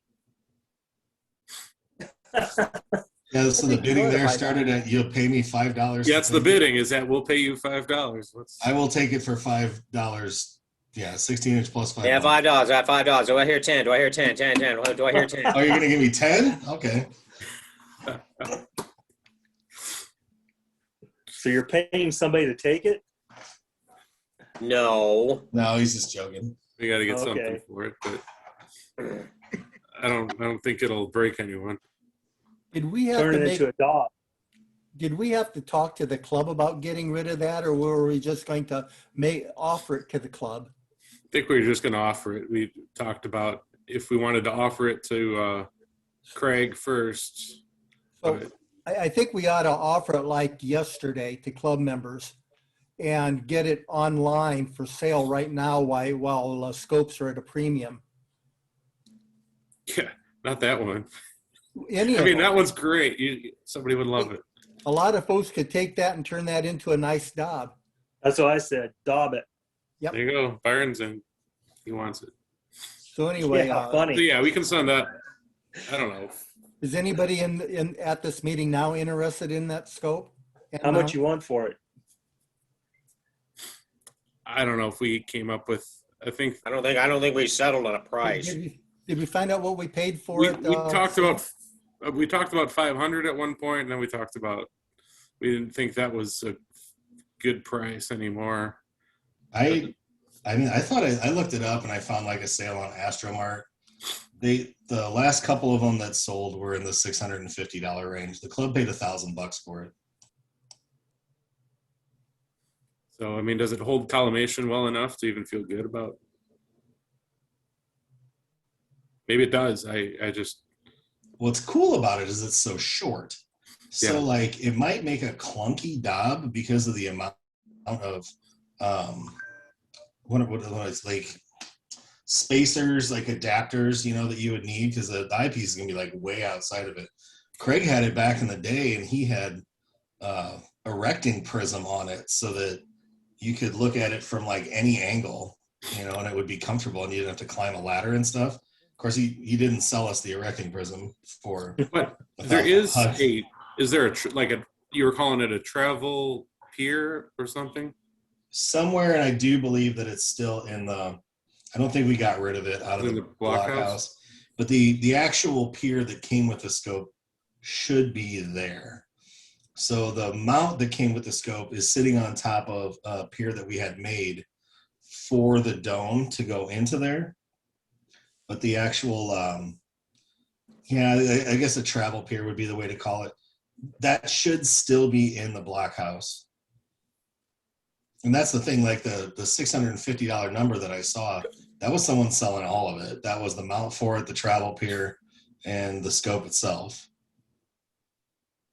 I think we're missing the front dust cap for it, or maybe the front dust cap is on the back. I don't remember entirely. It's like rubber and it's super floppy. It might be on the back instead of being on the front. I've never attempted to collimate that telescope. The rear mirror cell of it doesn't make sense to me at first glance, but I've only ever really checked it out in the dark. I'd have to go out there and really look at it. But yeah, it's like a 16 f4.6. So Ooh. if you could guide that sucker, that would be. And it's light. photographically It's pretty right. We EA. figured it's Yeah, pretty light. It's a cool telescope. The DS16 is a cool telescope.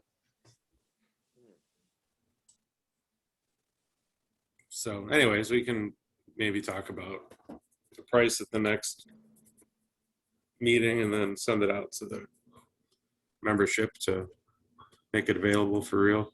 But yeah, I mean, really, if it's once it's gone, we can start disassembling the dome. And looking at building in the spring over at Menke. Is anybody in this meeting interested in it if the price was right? Okay, I will throw my head in there and say I am. I have nowhere to put the damn thing right now, though. But yeah, it's a cool telescope. I literally have nowhere to put it.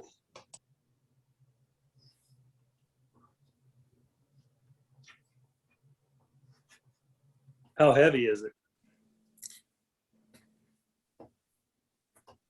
I've seen Craig put it up at a star party by himself with considerable effort.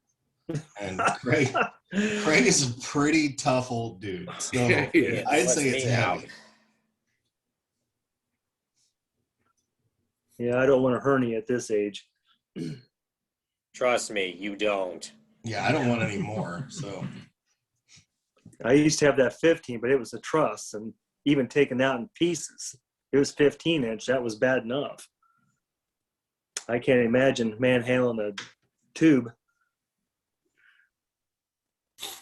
So Be a nice observatory for your backyard, Paul. yeah, I do want to get a pier, but I don't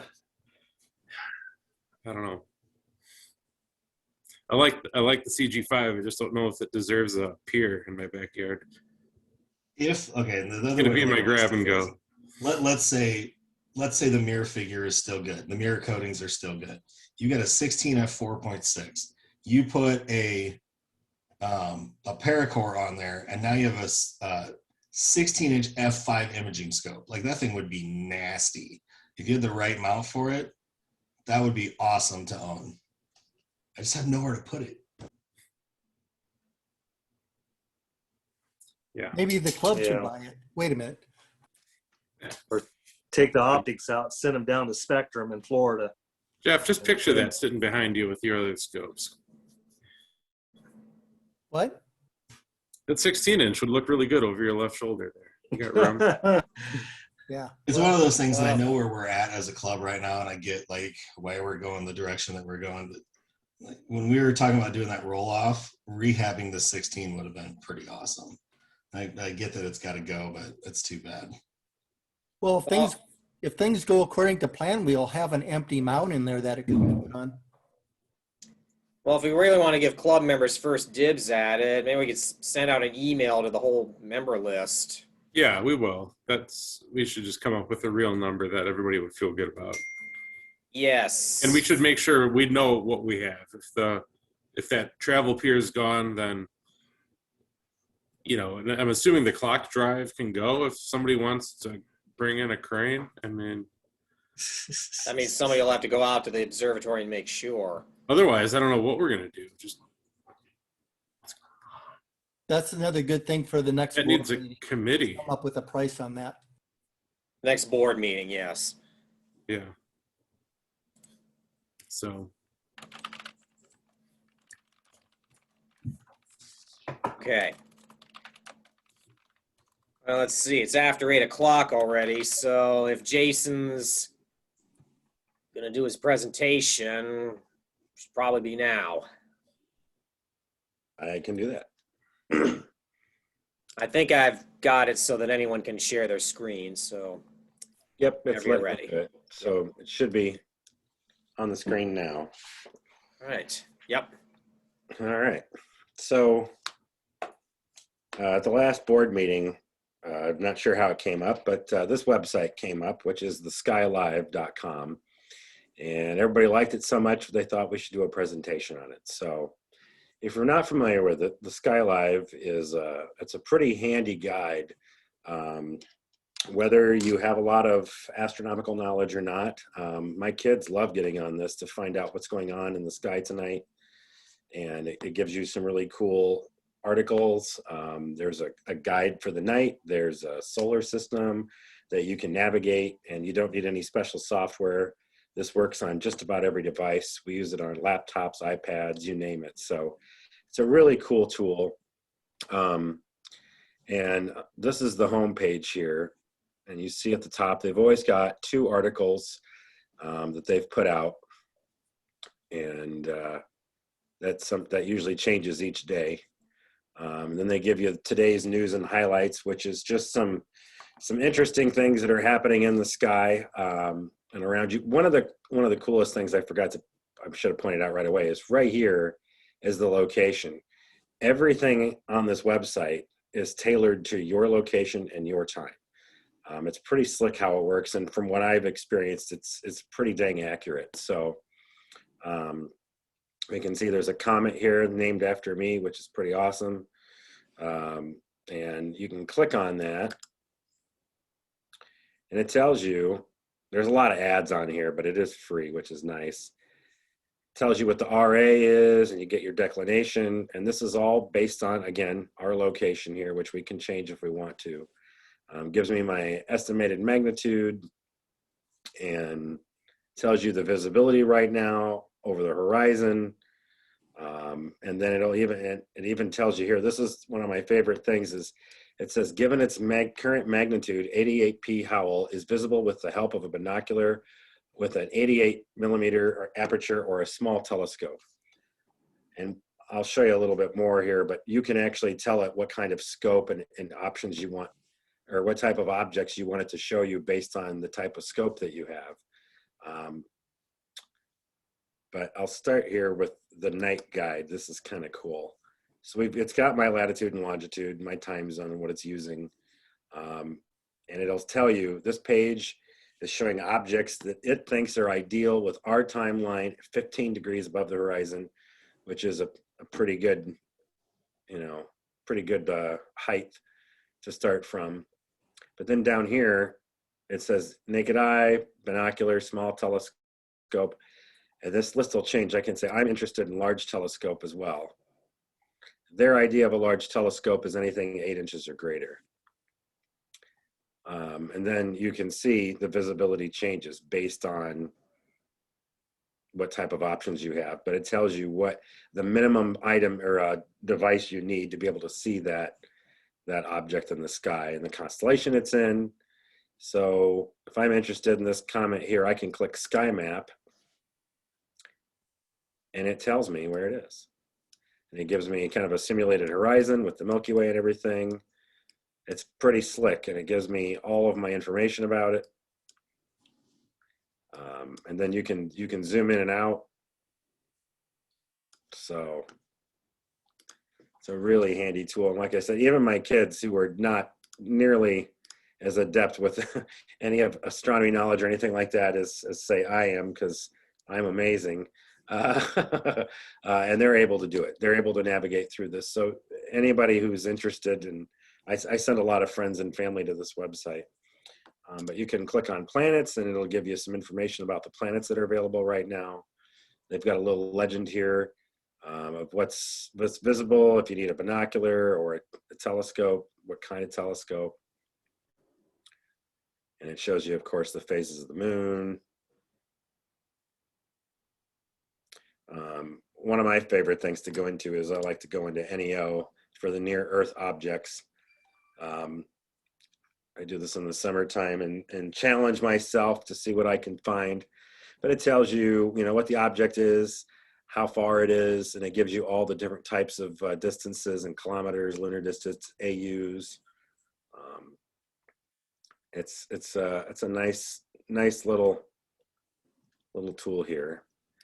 Tells you when the next eclipses are going to be, and you can go back in time, you can go forward in time, and learn about the eclipse, the paths, and everything. It's really interesting. There's a lot of really cool stuff in here. They've got a planetarium, and you can just freely go around and look at whatever you want. Or I can click major bodies. Takes me back to this screen. I messed up here. Oh, comments, that's what I wanted. So we can see all the different comments, and you can click tracker. And this is cool because it'll show you the next 5 hours, the next 2.5 hours, where it is. And then up here, it's updating in real time. Gives me my magnitude, everything. So and again, this is all real time based on my location, my time zone. It's slick. There's a lot of similar features to what you would find in Stellarium, but this is a little easier to use. And they're constantly adding and updating stuff to it. You don't have to go configure 35 different things like you do in Stellarium. It's just set up and ready to go. So I don't know if anybody has any questions. I've used this website quite a bit, but that's kind of the overview. You kind of get an idea of how to navigate. It's all pretty straightforward. So, but if there's anything anybody wants me to show or has any questions, I'll be glad to answer them. I have a quick question. Sure. You put in your location. Does it have a way for you to put in your background sky brightness? Because when you put it on a large telescope, it started giving you things that were like 17th magnitude, stuff like that you'd never be able to see. Right. So is there any way for it to filter that? It doesn't filter. It used to, and then they took that feature away, which is kind of frustrating. You can just enter the latitude and longitude or type your name of your location. That's really the only preferences it gives you. But there used to be a way to filter it, and then for some reason, this last summer it went away, and I don't know why that is. But yeah, they don't even have the filter. Yeah, there used to be a filter on there. Used to be you could set your preference and it would remember it, and now, yeah, they've taken all those filters away for some reason. I'm not sure why. So that's the only frustrating thing about it is, yeah, like you pointed out, it's showing us a lot of objects that there's no way you're going to see from the Quad Cities. Yeah, it showed that one, like, no way. Right. No, like, what do you know on there what its cutoffs are? Like for small telescope, for instance, maybe it's cutting off at 8th magnitude. Then you could just say small telescope, but then go after it with your larger telescope because you know that you could see it. I don't know that. It seems to be. I don't think it factors magnitude with the size of the scope anymore. It's kind of odd how it shows up, because if I go to asteroids, here we go to asteroids, it says binocular brighter than 10 magnitude is what it considers for binoculars, but then it doesn't tell us anymore what they're factoring in for telescope. But like this one is red, magnitude 9.3. This is yellow, 6. So you can kind of get an idea, but I don't know, it's a little confusing because this one's a 9.2 and this is yellow. 9.1 and it's green. So doesn't always, well, I guess that's just the horizon or altitude now. Yeah, they did change this. I sound, sound like I don't know what I'm talking about. They changed the way this legend worked not that long ago. So yeah, unfortunately, it's not really filtering on the magnitude there, which is frustrating, but there is a lot of cool stuff otherwise. Because, yeah. No, I dig it. This is awesome. I just noticed that when it came up, like, Yeah, maybe it'd be tough for a attention to list that. builder, like if you didn't understand the effect of light pollution. Right. Yeah, you just kind of that's the one thing. You just kind of got to understand the magnitude, you know. And when I send friends and family here, I always, you know, tell them like if it's a 5 or less, you'll probably be able to see it. So, you know, it's trying to get people to understand that isn't always the easiest thing, but we all know how this works, so it's a little easier for us. If anybody else has any questions or anything, or if I should stop the demo.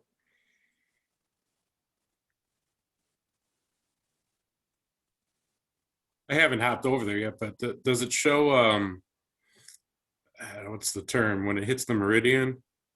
Like A transit, you mean? yeah, the transit time. Yeah, that's a good question. 'Cause that's so huge for those of us that can't image across the meridian. I'm not sure. I'm pretty sure. Can you click on information and see what it's, if it has anything more other than, Let's see. if you select any of them, there is an information.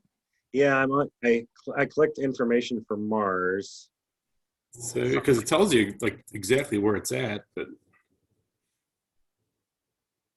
you think it could figure it out. But Oh, this is a slick feature too. I forgot to point out. There's this thing here where you can create a quick access page. So you can kind of create your own dashboard on here of different objects and things that maybe you're following, and it'll add it to it, which is kind of cool. If there's things you like to follow. That's cool. I can see Mars rise and set times. You can kind of estimate when the transit those. There we go. There, yeah. Transit, perfect. Yeah, so you can, you just go to the, visibility right now, and then it'll always have the rise and set here. And it takes you right down to it. Because I know I scrolled pretty fast, but there's a lot of info on here. Like this whole page is about Mars. So they've got a bunch of extra resources about this. Physical data, you can learn about physical properties, the mass, the geometric properties, sky chart, a position tracker, you know, the brightness, and then it kind of gives you an explanation as to how bright actually is the object. Here's our positioning, sky map. They've got this deep sky finder, which is showing you field of view in arc minutes, if you like that sort of thing. The distance, when the closest approach is going to be. It's overall brightness, and then they've got a chart mapping that and its projected brightness moving forward. The rise and sets, which we just saw with the transit. So, and you've got your 15-day outlook here, which is really nice. So, or not, I guess not outlook, but history of the object as it's been passing through. So,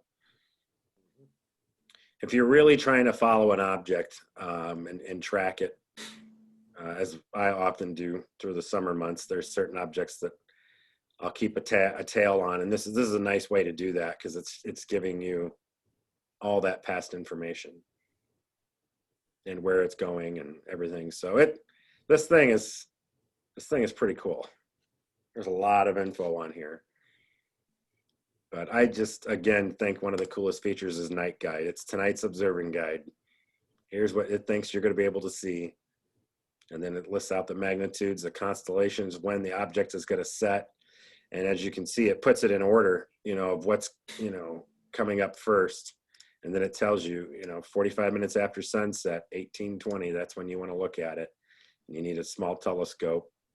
And then there it's going to give you the guide too, because like 11 magnitude is going to be tough in town to see with a large telescope. So maybe setting it at scope with the light pollution would be the correct answer. Yeah. Yeah, but the thing is, it may not show up on the list. Well, that's what I'm saying. Like, you could just say, well, we're light polluted, so just do the small telescope list rather than you can ignore the large telescope list. And by default, it only checks small. And I have not tried this for other locations, so maybe that's how it does it now, and it knows that where I'm located, and it's only doing that. But this is how I always look at it. I never turn on large telescope unless I'm going to be going out to the observatory, because even some of this is 11 is is a stretch. Especially at my house, it's can't see anything. It's so bright over there. So yeah, the dimmest thing I ever found is 10.7 from my house, and that was a pure accident. I happened to look directly at it. And it tells you, conjunctions that are coming up, and so that's nice. That's nice. It's got a lot of info.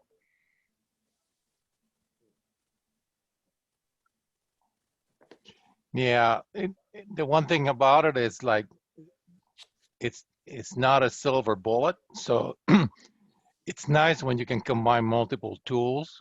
Like this is a great tool for occasional viewing if you are not interested in creating like an observing list, because if I keep looking and I don't see any place where it tells me to export like to a spreadsheet where I want to list all the things that I want to observe.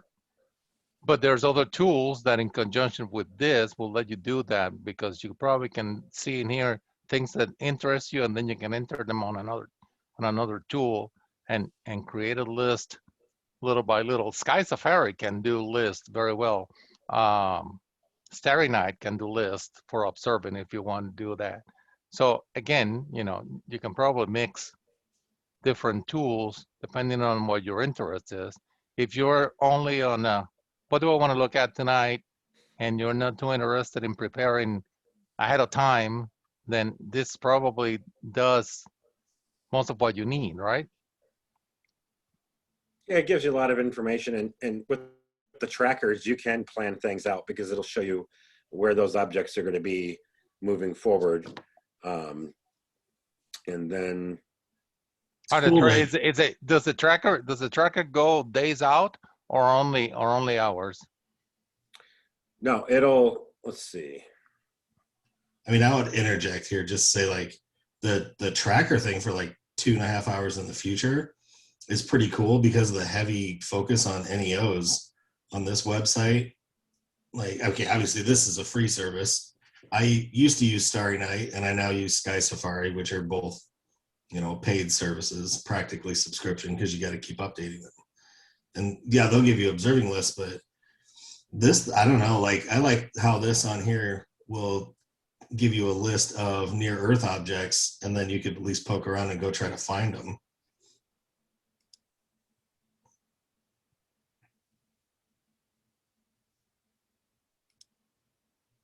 Yeah, so here you can go through and say, okay, where is it going to be? I'm out to March 3rd here. Oh yeah. No, I mean, this definitely, but I was thinking about like that other tracker that had the little that you use for like for the near Earth objects that it was showing where where the comets were going to be moving to. Right. Oh, sure.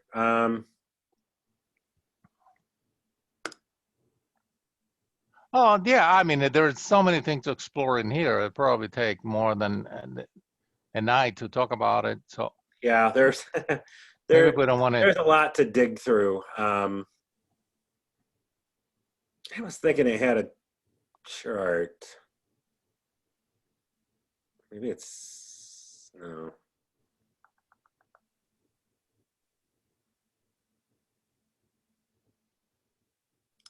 Under no.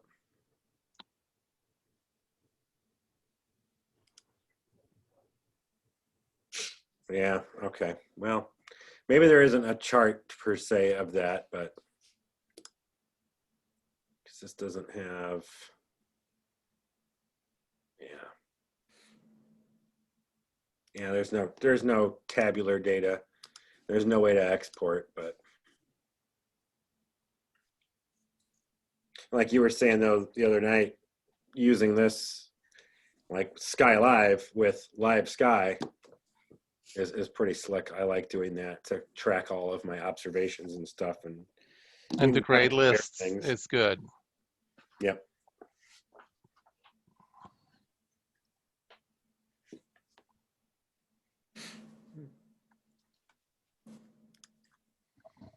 I don't think I talked about probes at all, but this is kind of cool too. It'll show you where some of the major probes are. Like they've got the SpaceX Teslas out there, and if you're interested in trying to find where those things are or just know where they are, like my 14-year-old son is absolutely convinced that no matter what, he is going to be able to find that roadster through my 8-inch telescope in our very bright yard in Bettendorf. And he's just convinced that it's going to happen, and he's going to be on the cover of a newspaper or something. So Tesla? He's going to find the Tesla? Oh yeah. There's no way. It's, what is it, 25.7 magnitude right now. Hubble would be hard pressed to detect that. I know, and I have told him that, but anyway, you can get that. You can bring that up on here, and they've got some other probes and stuff. Have your son write to Musk and ask him to turn the hazards on to make it easier to find. Right? Yeah, we should. That's a good idea, but I don't know. I'm not sure he's entirely serious, but he keeps telling me he's gonna find it. So, but this is just kind of a neat little thing if you like tracking this sort of thing. Because my kid's always trying to find the Starlink train. Voyager actually has a published. What's that? Voyager actually lists a magnitude. Yeah, Voyager 1. No, NA, not available. Well, they are way past the solar system, aren't they, now? What? Yes. Yeah, they're way out I think there. that more than 100 AUs each.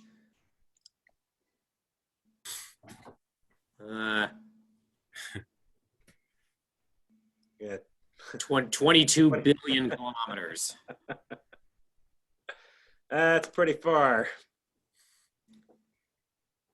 Yeah, because one of them passed the bow shock, didn't it?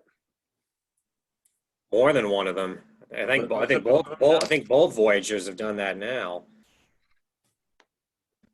Out in the Oort cloud. Not quite that far. No. Nope. No, we'll get some good readings from there eventually. That'd be cool. Be interesting to see what those things find. Good job, Jason. That's a very good job.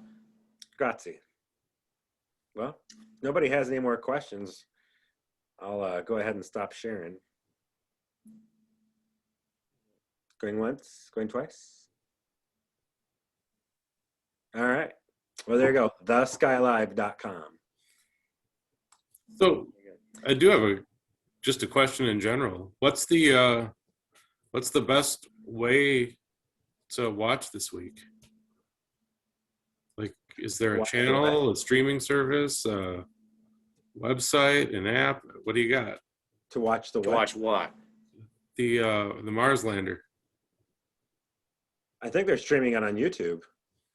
Probably. You're talking about Perseverance? I put that link on Facebook, and I might have put it on the club site, but I know it's on Facebook. So I know I've got there's like a NASA channel on Hulu. I haven't looked to see what they're doing, but yeah, I get so many ads in my news feeds about live parties for it, and I just didn't know of which one of them is going to include a good streaming. I posted the NASA one. Okay. If you I go to, think today on Channel 8,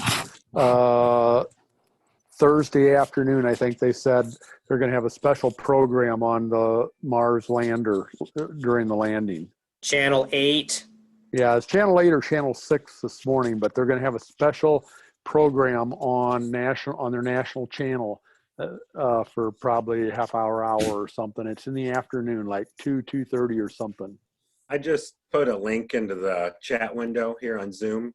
It's to NASA's timeline for the whole event. And they've got links in there to watch it online for free. So it's kind of a cool little way to keep up on things. It's what I've been using to try and keep up on it. So If you go to space.com, they'll have some links available probably. they got a good one too. If you if you have MediaCom though, and you want Channel 8, you can't get it unless you have a regular air antenna because they're in a dispute with Again? with Yes. some company. So I've got an air antenna to get Tegna. Channel 8. Techna, yeah, right. And then cable works for everything else with MediaCom, but 8's out right now. There you go. So yeah, my Hulu live streaming has a NASA channel. So I'm skipping to Thursday to see what it says. NASA is going to be officially broadcasting it themselves on YouTube, Twitter, Facebook, LinkedIn, Twitch, Dailymotion, Theta TV, and the NASA app. And then, of course, whatever, TV channels and that are going to be picking up and broadcasting it. But NASA's putting it out on pretty much everything they have. So I'll send the links to my students.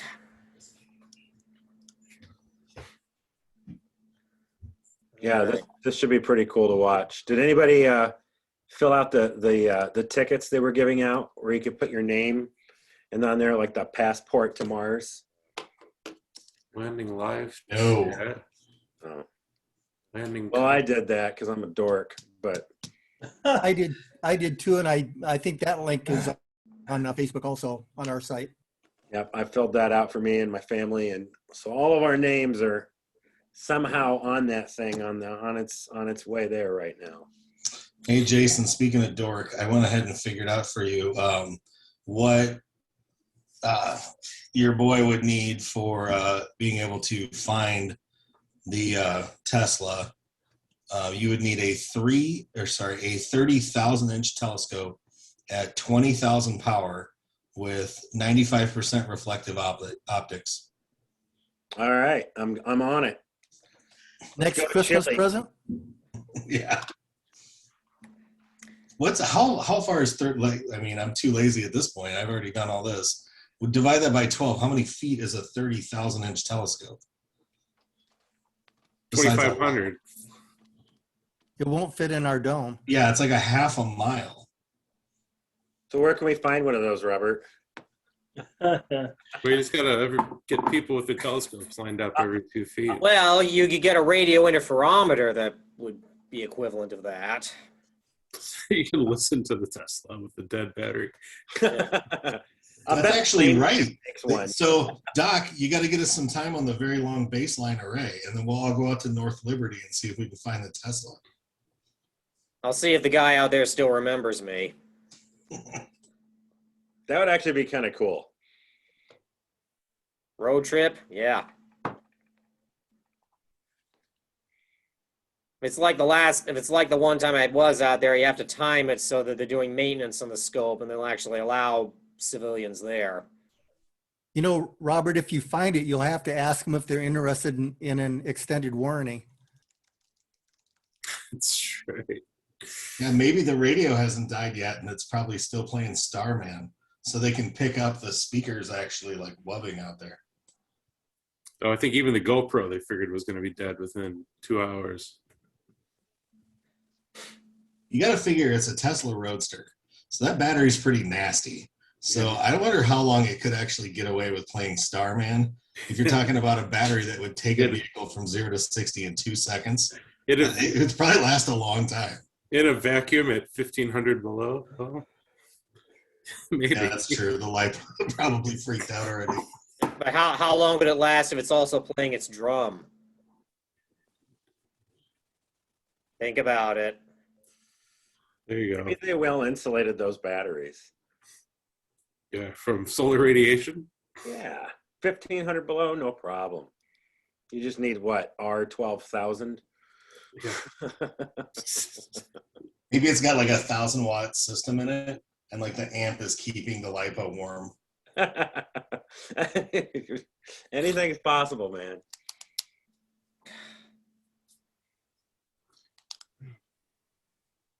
What if you could see the check engine light? All But right. it's got no engine. It's got a motor though. Is that Terry? How you doing, Terry? Harry's here, yeah. Yeah, I'm here. How you doing? I'm doing fine. Good to see you. I was late. Just a slight hole in my back of my head, but It's all right. Did I miss show and tell? What's that? okay. I finished up most of my medication this week, so the only thing I didn't take was the codeine. Or what is it? The codeine. We just put that right in the cupboard. I ain't taking that for any reason. I was going to say, at our next auction, our proceeds benefiting the club. All right. We had a question from Jeff. Is it worth asking if anyone wants to give a demo of their favorite website next month? Space-related website. Space related, yes.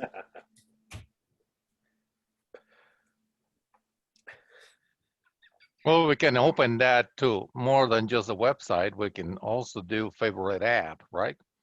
I mean, There's an there's app that I don't know how to demo to you guys that only works on old school Android, but it uses the occult engine. I don't know if you guys are familiar with that, but it actually predicts any occultation. So like it'll predict the ISS passing over Jupiter if you wanted to be crazy enough to get that shot. Oh, that's cool. You got to wonder where people come up with that stuff. Yeah, like the app exists, and all the resources to get those ephemeres still exist, but I don't know. The only place I ever found it was on Android. What was it called? You know what? Give me like 10 minutes and I'll find it. Hold on. But Hey, Matt, you can Chromecast your Android to your computer probably, and then share that over Zoom. I've done that many times. I've got a Mac here and I use Air Server, but I use Chromecast on the Android to send to it's like AirPlay, you know, and then I share. Yeah, and there's also I have the Android SDK here, and I think if I loaded it to it, I could probably actually run through the app on the computer.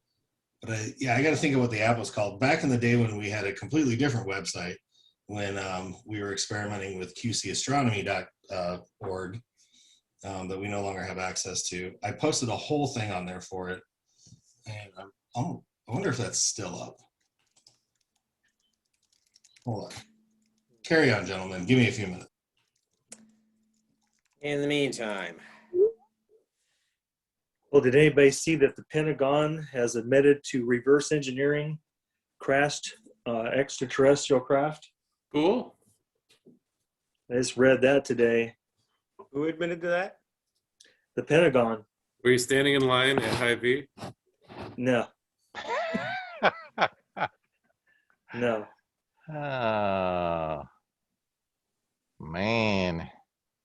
So we're getting a step closer to the, admitting. So are we talking Area 51 here? Well, they're just saying that they have debris from extraterrestrial craft with extraordinary abilities. And they're reverse engineering it. So maybe Bob Lazar isn't nuts. Anybody's ever heard that name before? Oh yeah. Sure. It's pretty interesting stuff when the guy talks, because he doesn't sound crazy. He doesn't. It's you watch it, and like I think the favorite clip of him is when he was on Joe Rogan. That was pretty convincing. If you're if you're open-minded at all, it was pretty convincing. And I didn't know who the guy was, hadn't heard of him before that episode, and it if he's crazy, he really believes the crazy. He really believes what he's saying. There's no question of that. So that's Spent it. many nights at the telescope listening to Art Bell and George Norrie after dark. And yeah, Bob Lazar gets on there, and if you don't hear the dog whistles, you would totally believe what he's saying. But every once in a while, you're like, gotcha, sucker. Okay. I'm just saying he's that good. He's that good. Yeah. I'll take your word for it. So, did we cover anybody have anything for sale? Anybody looking to sell Jeff anything? I understand they are selling Questar again. So what is the big deal with Questar? Why in the hell are they so expensive? I think it's all an optics thing, but like their 3.5 inch they've got out now is around $6,000 to $6,700 for a 3-inch. I don't know how long it is, but it What looks is? like a little EXT or ETX or whatever it is. Yeah, I mean, I would have to put like the Meade next to that thing and look at both of them to say, okay, how are you justifying the cost of this?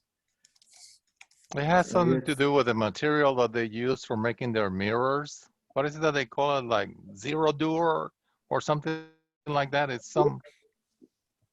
They claim that it's incredibly reflective and it has a.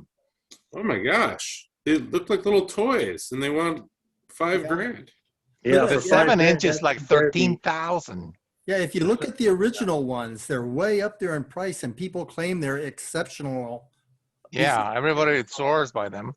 That thing better be kicking out 150x per inch at that price. Oh my gosh, these are. I don't think that they're claiming that, but I think it's got like a built-in Barlow that's set up. I think it without it, it's like 50 times, and with it, it's like, I don't remember what it is, but yeah, they're selling it with Brandon eyepieces, which I was never all that impressed with Brandon eyepieces, but they're decent. But I don't know, but I thought that was interesting. They're selling them again. They don't look quite as cool because they don't have like a planetarium map on them. They got some kind of a logo or something, but I seriously thought about it until I thought again about a 20-pound scope mount in case, you know, for that kind of money. Yeah, I would have to have them set that thing up in a nice, perfect sky and spend hours with it before I'd pass that kidney stone over to them. Jeez. For that, I mean, that's crazy. Off the charts. That thing better be made of gold. So I emailed Mabula today. I have workshop 1 and 2, the videos, but I don't have 3 and 4.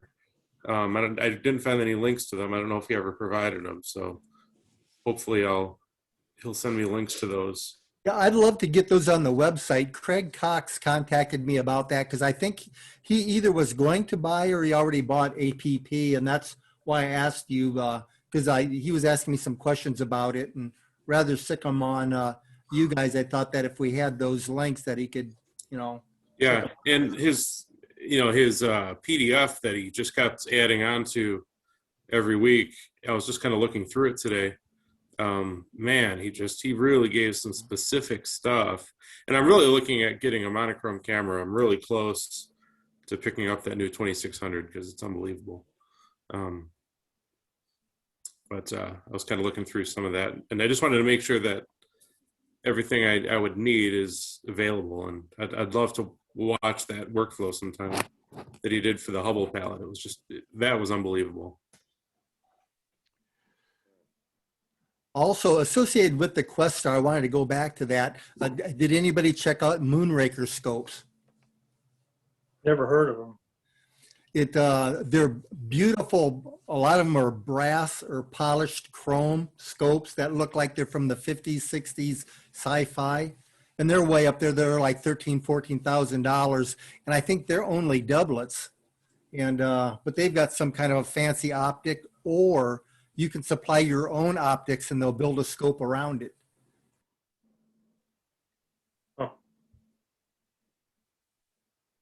It'd have to be pretty mind-blowing for that much money. Yeah. Check them out though, Moonraker. I think it's Raker, and they're pretty. They really are pretty, but yeah, there's no way I'd ever even think about something like that.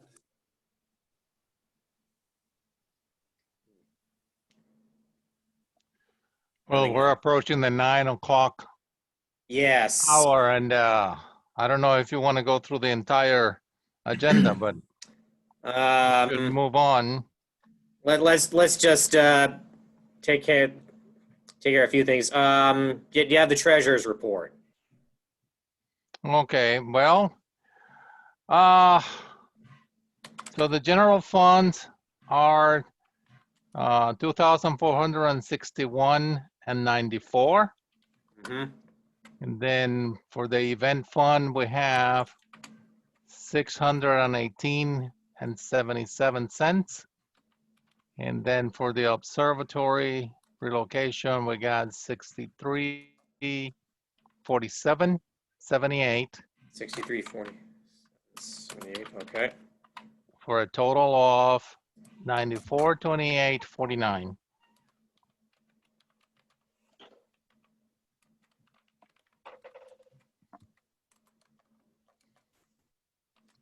All right. Mhm. Motion to approve the treasurer's report. Motion. Second. Second. All in favor? Aye. Approved. So moved. Okay. All right. Old business, observatory relocation. Not really much there. Although the deadline for the next cycle of grants is April 1st, so we should bring that up at the next board meeting. If I could add to that, and I don't know, I wanted to ask the club or the membership, on the January 19th, I think it was, Jim sent out an email that had listed members of that committee that approved grants and wanted to know if any of us knew any of those folks. And I knew one of them, but I didn't know whether that would disqualify us if we approached somebody about it. Anybody have any thoughts on that? Like, is Mike still on the line? Because I think Mike's got a lot of knowledge on that type of thing. Mike is here. Mike G. There you are. I mean, they could always just not vote if they felt like it was that big of a conflict of interest, but I can't. I thought the other direction that I was worried about, like, I knew one of the guys, he was actually a student of mine at Assumption High School, and approaching him, and the goal was that, say, hey, what's it take to, what are you guys really interested in? I didn't know whether that was, a bad thing to do if we knew somebody.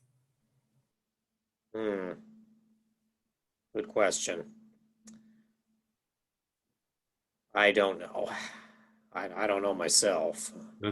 I don't personally have a lot of knowledge on the approval process, but oftentimes if there's a committee that's doing approval, if the person knows somebody, they just aren't involved in that decision. Yeah, so I would just soon not then approach any of those people that we'd know, because going from the club asking for it, and maybe the names aren't necessarily recognized other than the person that submitted it, I think the less likely they know somebody, the better chance we have of getting it than pulling people out of the mix. I don't know. All right, well, what I do know is we should come up with budget figures for the resubmission of the grant, and if we can try to have those ready by the next board meeting so that I can resubmit it sometime next month. All right. Do you think it's worth us approaching somebody that builds garages? I've seen, there's a lot of commercials on TV and see if they want to give an estimate on a roll-off roof, even if they haven't done one before. Maybe they're good enough at least to give us some numbers. I don't know. Yeah. Can't hurt. I think it'll help. I just worry about them like really underbidding it or something and getting approved and then find out that we really can't do it.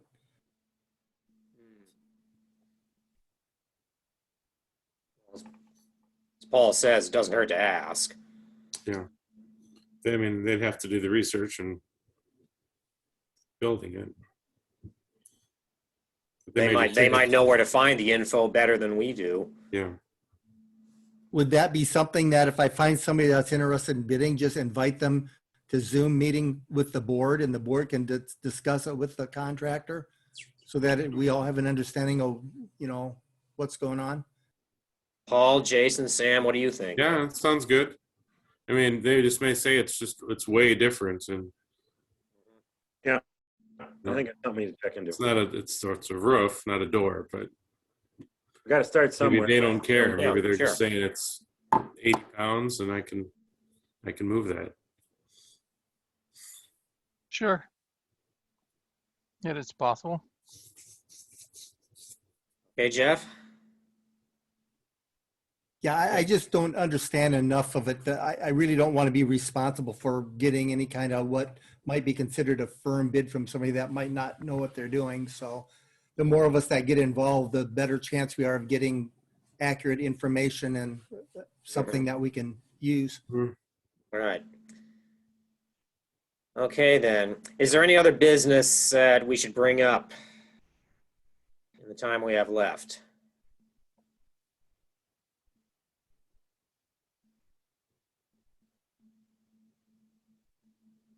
Going once. Going twice. Going twice and a half. All right. And all right, let's see what our next board meeting is March 3rd. And our next regular club meeting is March 15th. If anyone thinks of any items we should put on the agendas for those between now and then, please email me or other members of the board. And March 6th is our public outing, right? March 6th, yes.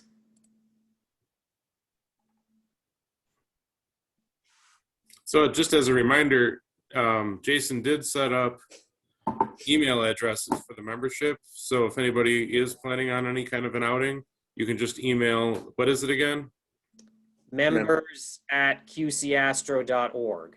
Is that right, Jason? Sorry. Yep, that's right. So members at QCAstro.org, and that will go to every current member. That is correct. Yeah, except for some reason, my work email is flagging it as spam. I saw something come through as spam today. How did we do for 2021 membership? How's that? What was the question? How well did we do for 2021 membership? Well, let me look at the list in here. I think just about everybody has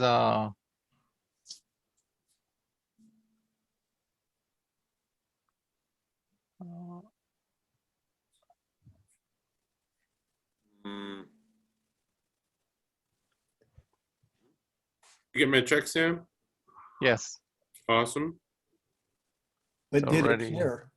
Huh? Well, it's deposited. I don't know if it cleared or not, but I think it did. It hasn't cleared yet, so I just wanted to make sure. I think it did because I think the way that it works, the bank will hold it for a certain number of days and then they approve it. So that means that it's approved already in our account. So obviously. Oh, there it is. Never mind. Yeah. Jeez, that was a while ago. I missed it.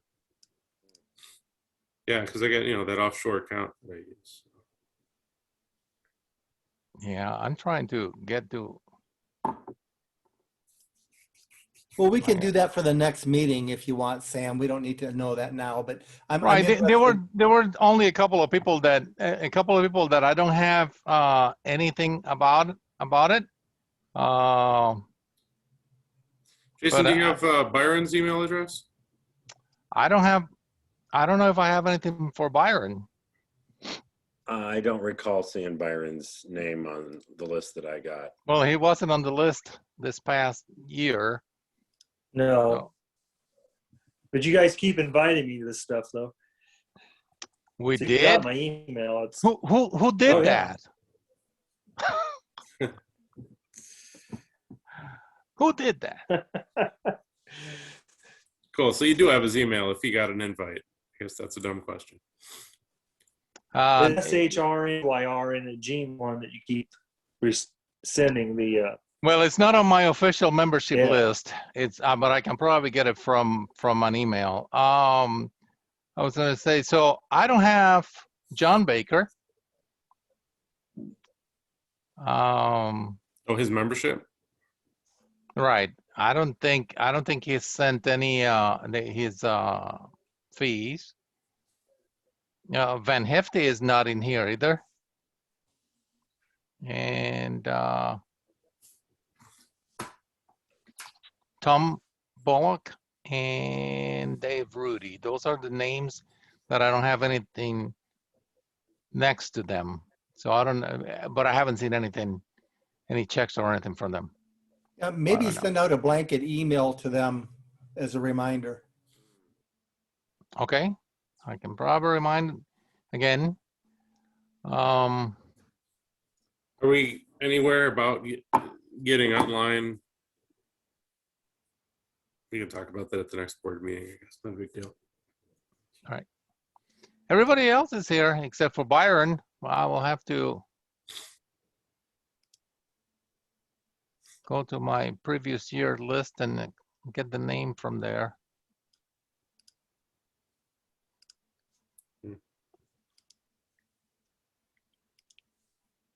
Do you need a motion to adjourn, Robert? Hey, before we go, Is there anything else before we adjourn? yeah, somebody asked about the APP downloads. I've got all 4 sessions downloaded on my computer, so there must have been a link out there. Oh, the videos? I have workshop data. I just don't have the videos.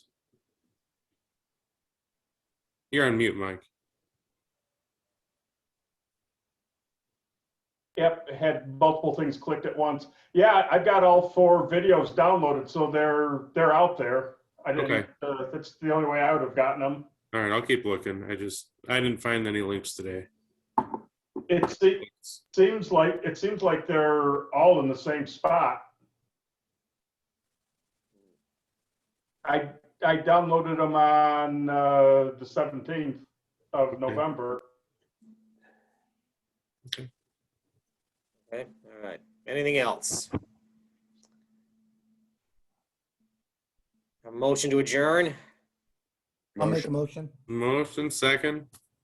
All those in favor? Aye. Aye. All right. See you at Village Inn. Yeah. I wish.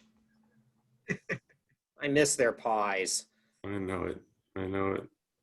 All right. Take Till care, next time, everyone. Okay, bye. Hi, guys. Bye-bye. Bye.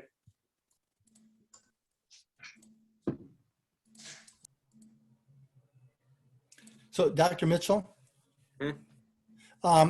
for our public event on the 6th, can you kind of have ready your Dob? And the reason I say that is I've got the scope, but I've got to get Rusty to drill a hole in one of the rings, and I have to get that mount from Sam to be able to demo that.